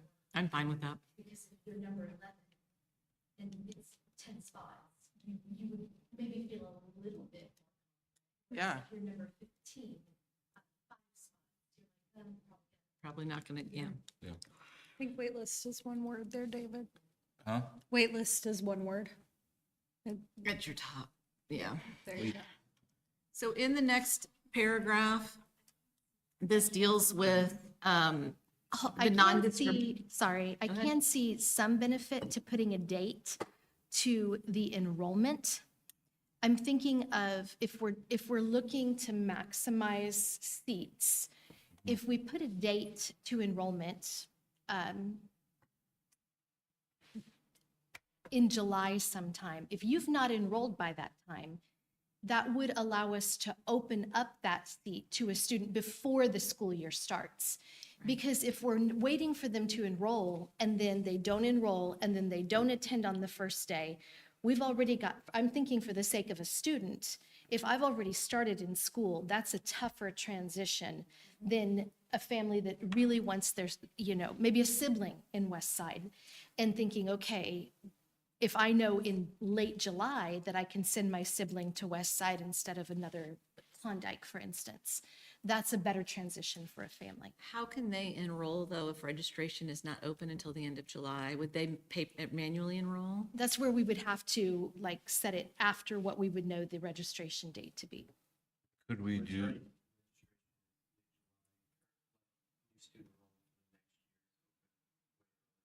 Okay. So you could make it like July 1 if you don't, Or July 15th, if you're thinking that July 1 is a difficult time because of the holiday. I don't Okay. know, but I'm just putting out, I don't think it's a bad suggestion to put a date, because we could even include that in what is sent to families that are accepted, that says you must enroll by this date or you will lose. your spot. Yeah, Does everybody agree by putting that limiting in there? could we actually just do it where we said you have 2 weeks or a month from notification of being offered your spot to accept that you're going to transfer, or some wording like that. And if they then they'll have to enroll later, but you have a certain amount of time to accept this offer, and or else we'll move to the next person on the list. Your family may change. Yeah. The thing is, they can enroll and then no-show. yeah. I mean, so Right. to me, it needs to be a practical, Get like, ready pick a to date July that, maybe. Well, I will say it's easier once they enroll, their STN is on us. And so once they enroll, it's a little bit more difficult for them to transfer. But at the same point in time, if their STN doesn't become ours, if they're committing in some way, shape, an affirmative sign that I intend to go here. I'm just proposing that date be out there somewhere. That way we are not waiting indefinitely to offer a seat to someone who may, for very, personal reasons, want to be in the district, but for whatever reason didn't get a seat. Right, because if we don't make them acknowledge that they've received the offer and say that they're going to accept it, they may just sit on it and not do anything. So I think, because that will move up us going through the list sooner. So what if it just says, if an accepted transfer student does not enroll within 30 days of notification, resulting vacancy may, it's a may provision, so there if you need it.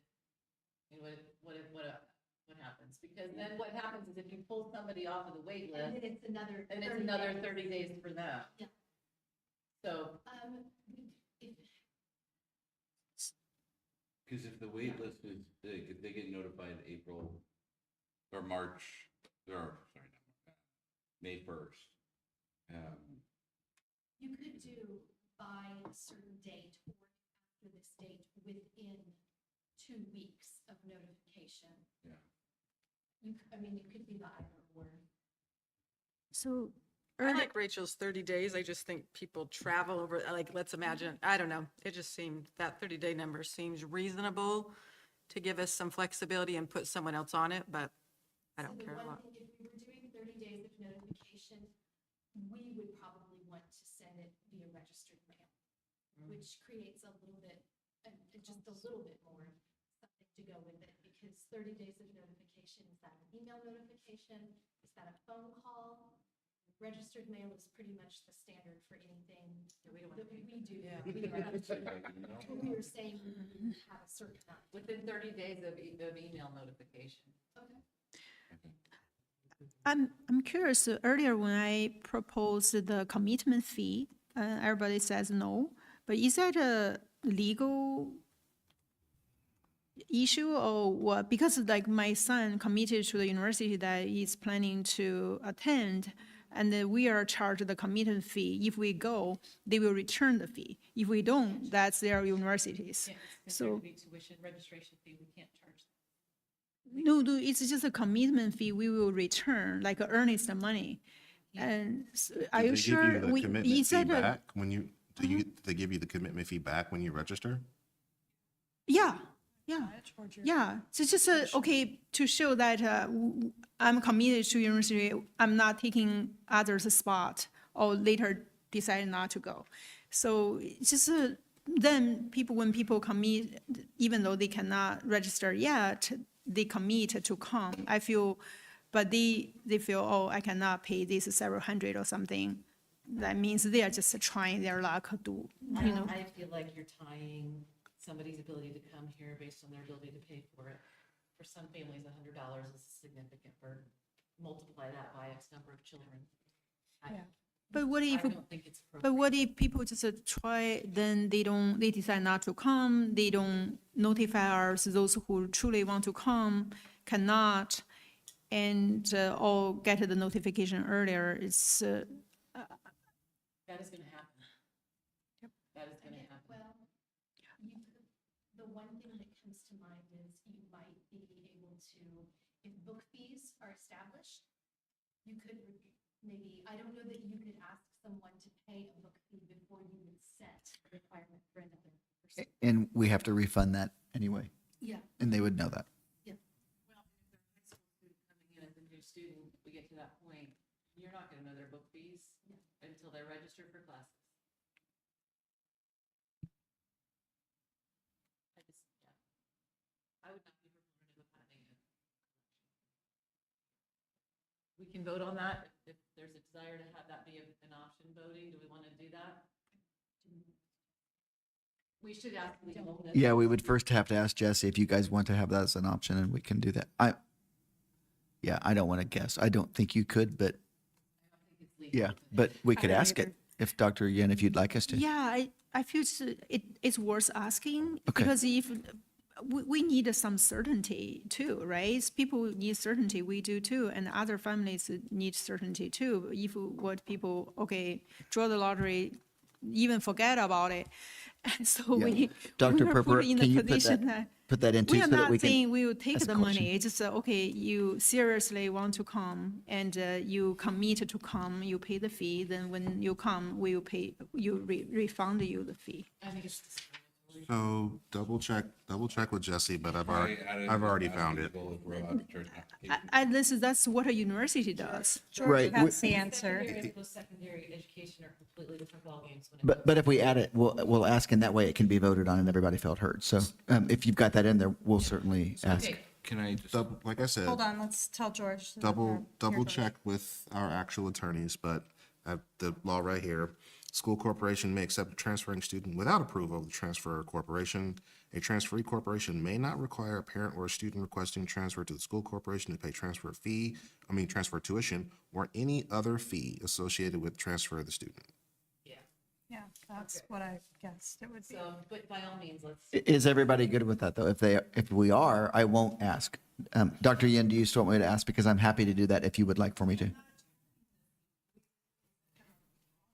Okay, It says may not. I will ask that. Literally. Yeah, if it doesn't hurt. can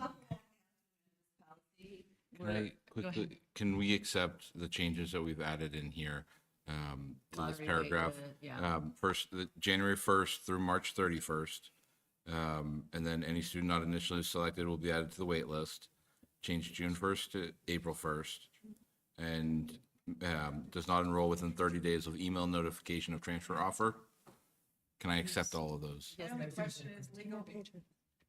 My only question is legal going to come back and say what happens if you can't email contact someone? It just, but I have no idea, but I would guess she'll come back. Email notification. I don't know, but she probably has experience and will have a good recommendation of how to word it. Sure, I will add that as a comment. Yeah. And for those who work at Purdue, I wonder what's Purdue's hiring procedural schedule is like? And does the March 31st give people enough time to apply for transfer? Just to check the schedule. Typically?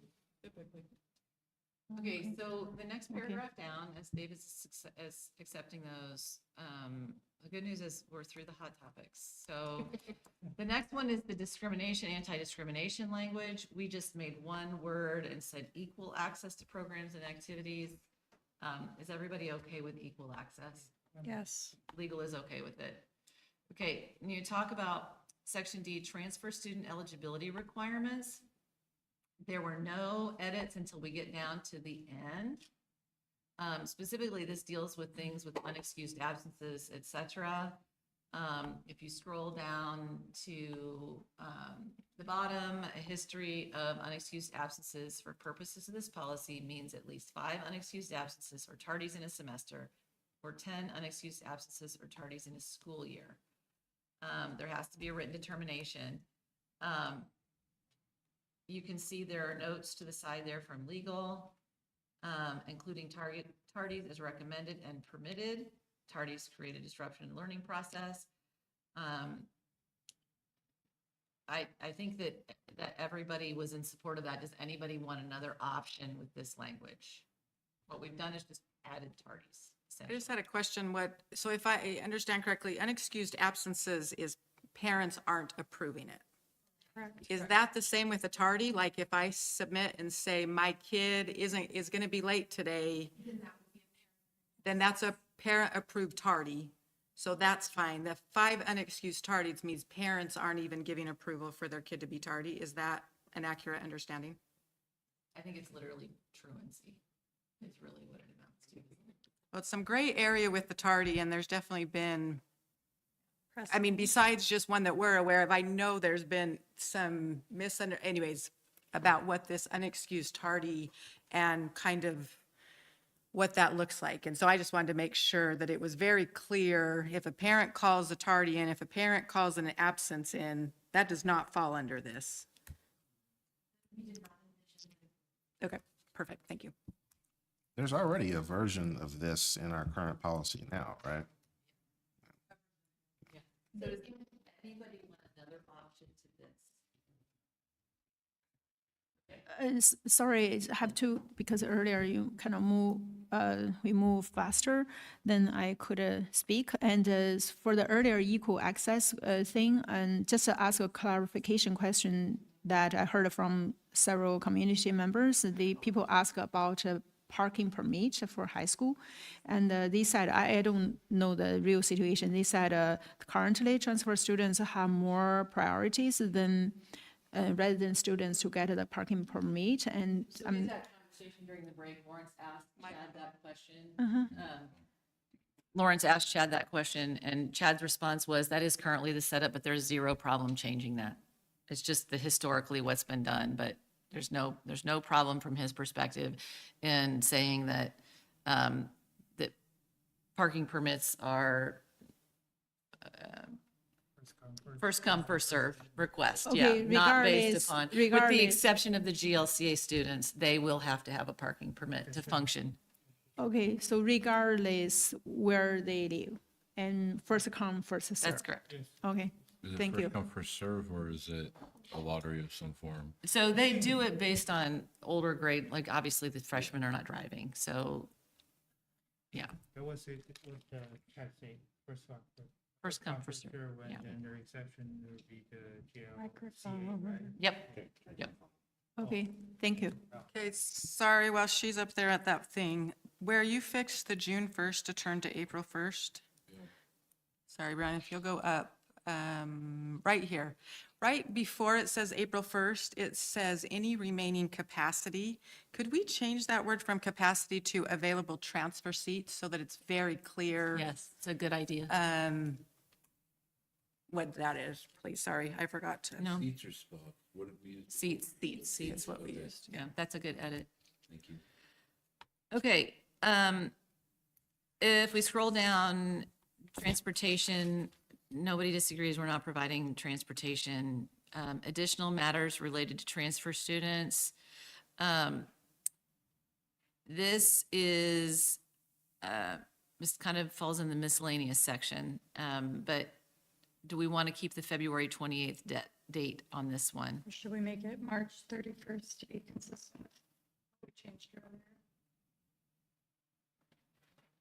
Leave it at March 31st, everybody, to match? What is, Dr. Greiner, what do you think as administrators about this?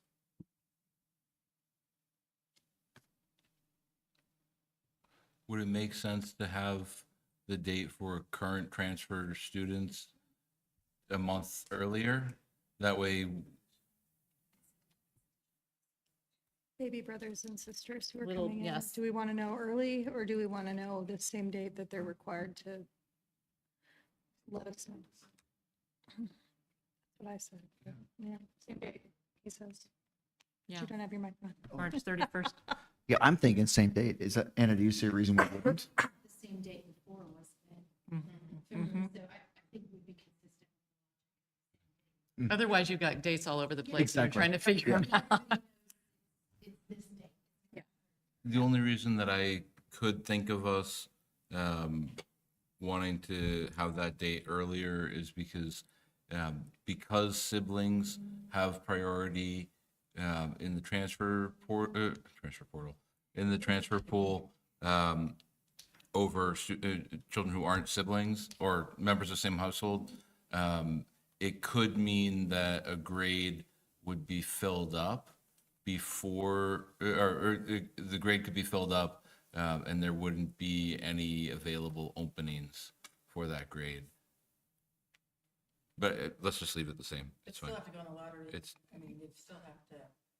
yeah, Sure. right, but they would be first in line for, so if there were 2 spots available in second grade, and there were 2 siblings who applied, then that would fill the slots. There wouldn't be.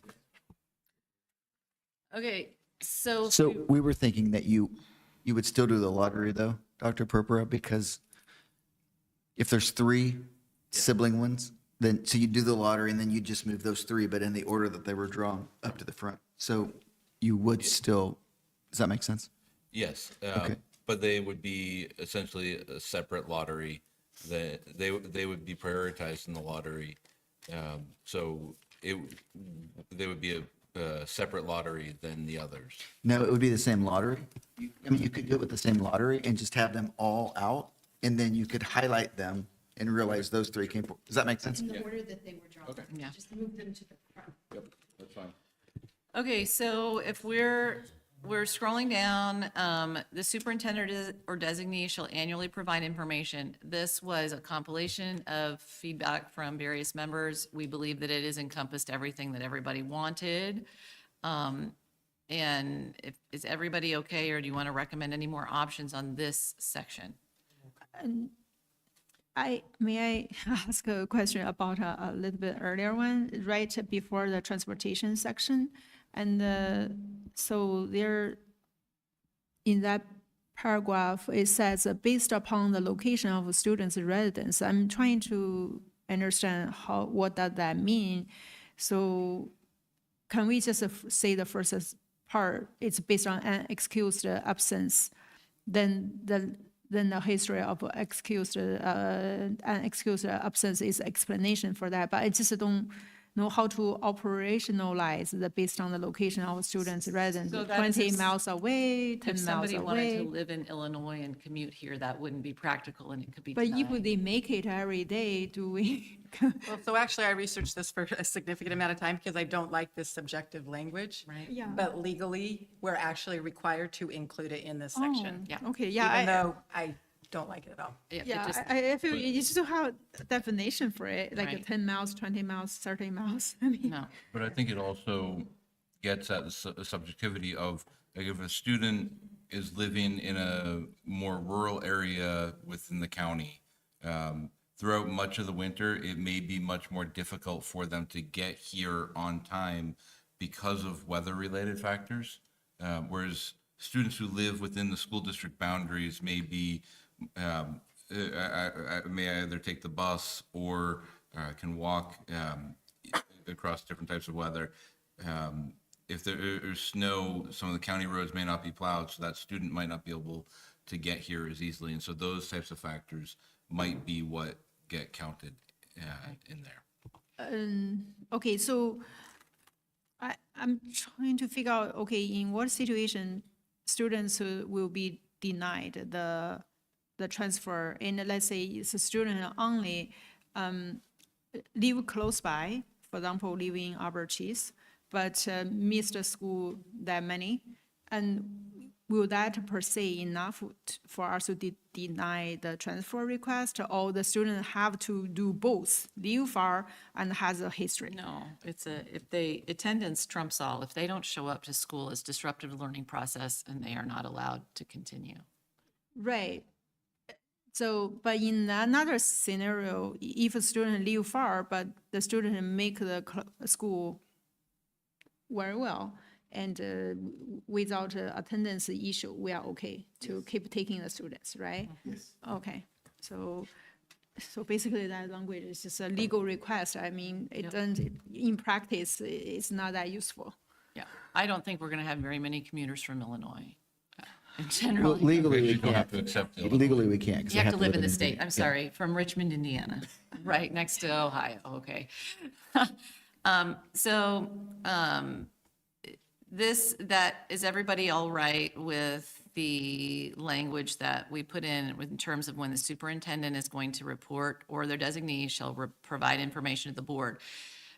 What we talked about is that designee, for example, might be Mike Reuter, or Mike Reuter might be part of that report because it's part of our financial report. Is everybody okay with that paragraph and that reporting component? We did add the language that I think Dr. Ian asked for in terms of also including financial impacts, which is why it fits with the financial reporting. F, students facing expulsion from other Indiana schools. I don't believe anybody had any concerns with this. We didn't receive any, and I think we're all in agreement on that. Okay, can I just make one small comment? I actually had lots of issues with this because Okay. I have heard from teachers for a very long time about frustration that there's discipline issues with some of our transfer students, yet they get a stay. In researching this and asking questions, we have no leeway. This is the only thing we consider. So my only question is to administration is, as you share updates about policy decisions, if we can share with staff that our hands are tied in the discipline issue. It feels like to me, now that I've gotten in the weeds of all of this, that there's a lot of misunderstanding with the staff. And I feel like if they just know discipline issues, unless it meets this one threshold, they have to stay with us. We don't get to choose. I feel like there'll be less frustration. And it's been Willis and the high school are the two I've mainly, anyways, just think it would be helpful as we've all learned from this. Absolutely. Once the policy is passed, if it's passed as a transfer policy, we can absolutely make sure that we explain it. This last section, summer school, the policy committee recognizes there's a couple of different opinions on this one. We were pretty excited to discover that we can charge a fee for summer school. So we put that in there as a little bit of a wild card, but we may charge transfer students summer school fees. My opinion is it'd be a good idea to do that. But we've offered option 1 and option 2. Is everybody's viewpoint represented by option 1 or option 2? Can you help me understand I understand we don't offer summer school, so why are we putting this in here? We do offer summer school.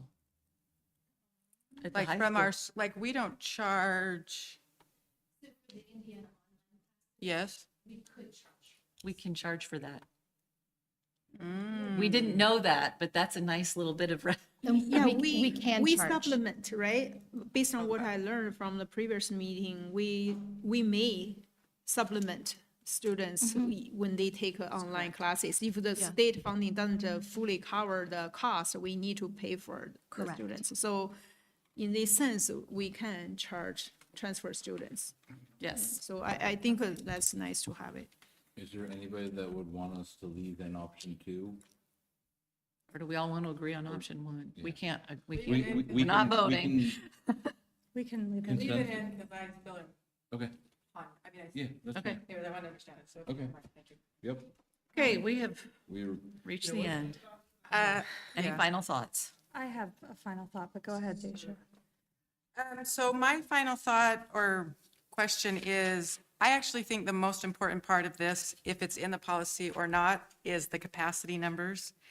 And I appreciate the numbers that have been given, but I still have concerns with the numbers that have been given. So my view is, we have the ideal that we're trying to balance grades and look at transfer students to help with that, not with funding. And so when you look at the numbers here, that makes sense. Until you bring in the picture that this is moving very fast and telling our residents that we're going to accept 125 additional transfer students. To me, that isn't what I have heard that residents want. I think that this process needs to be slow with low numbers as we see what happens for this next year. And we've talked about lots of reasons why. And so that when we are going to the residents and potentially saying, we have decided to accept a few transfer students to help balance grade levels, we're talking about really low numbers where 125 to me is crazy high in my view and brings some concerns. So I guess my question is there any way that administration could put together, and you can bring this one too, but I would like a second capacity recommendation and seats that's a lot tighter and a lot lower. So that's why, in talking with some board members like Mr. Wong, where we said the both, and that's why it is our recommendation that it's the per grade level plus the 2320, because it keeps it consistent. It doesn't add an additional 125. It keeps consistent, which is what we heard board members and community members suggest. So that was our way of doing that, by adding the district maximum number of students overall. So I guess, and maybe I could take, I'm still not clear. So right now, if I understand, at the next meeting, not only are we going to decide on a transfer policy, we're also going to decide on how many available transfer seats there are. Correct? So if you got your formula, the board wouldn't decide how many seats. The formula is going to decide it for you. Right. Yeah. Which So- would be what kind of you shared, the document, Yes. which, like I said, totals 125 students, 125 additional students. additional students. That's if you don't add the district-wide cap of keeping it consistent. So where would we stop? If we were to add the cap, what grade level would we stop at? You would stop when you reach capacity of 2320. Which means how many additional transfer students would that be with our numbers? That would depend on if additional loss of students.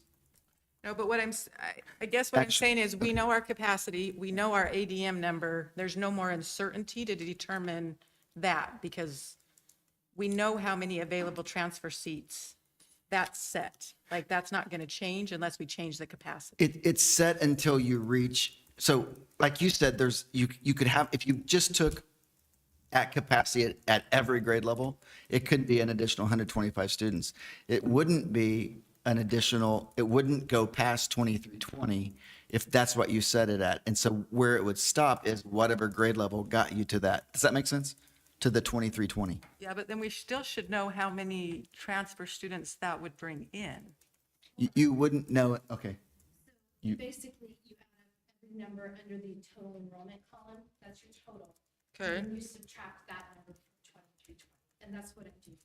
So the only thing I would say though is the kindergarten number would be the The number that, yeah. kindergarten number is the unknown. it could cause it to fluctuate a little bit. That was my point, but I get what you're saying. So help me know this fluctuate, because that's what I'm saying is I thought the way this policy is written is there is no fluctuation once we have capacity set and once we have ADM set. There would be no fluctuation in overall enrollment. If I'm understanding your question, if I'm not, ask it differently. No, I don't know, but maybe this is maybe just offline, we'll have to, because I'm still not clear. So the total enrollment on using this formula is 2296. So it would leave room for 24 additions. So if I understand correctly, if we follow this chart and include a district max of 2320, we only have 24 transfer seats available. And wherever 23, and wherever we reach that, starting with kindergarten through 12th is what you're saying is, am I understanding correctly? So 2320 minus 2296. So 24. And then Okay. we would start at kindergarten. If we get all 10, it takes it down to 14. If we go to first grade and then it's a lottery because it's 14 seats out of 24 available. I have one question though. How do you know that for sure when we don't know what our kindergarten enrollment is yet? That's where we would have to decide that. So it's 24 students, assuming in kindergarten comes in what it did last year. If it comes in a little lower, then it would be maybe a few more than 24, but that's where that consistency is, which is what will allow us to keep that consistent from year to year, like we recommended last summer. So kindergarten numbers, you're waiting to see, because I guess that's something that hasn't been considered yet. You're waiting to see who enrolls and what that number is right now. I mean, we know we're going to get a whole bunch more, and then you play with that number. Is that what you're doing? So we have kindergarten round up soon, Right, and some would enroll. exactly. Kindergarten is Okay. David?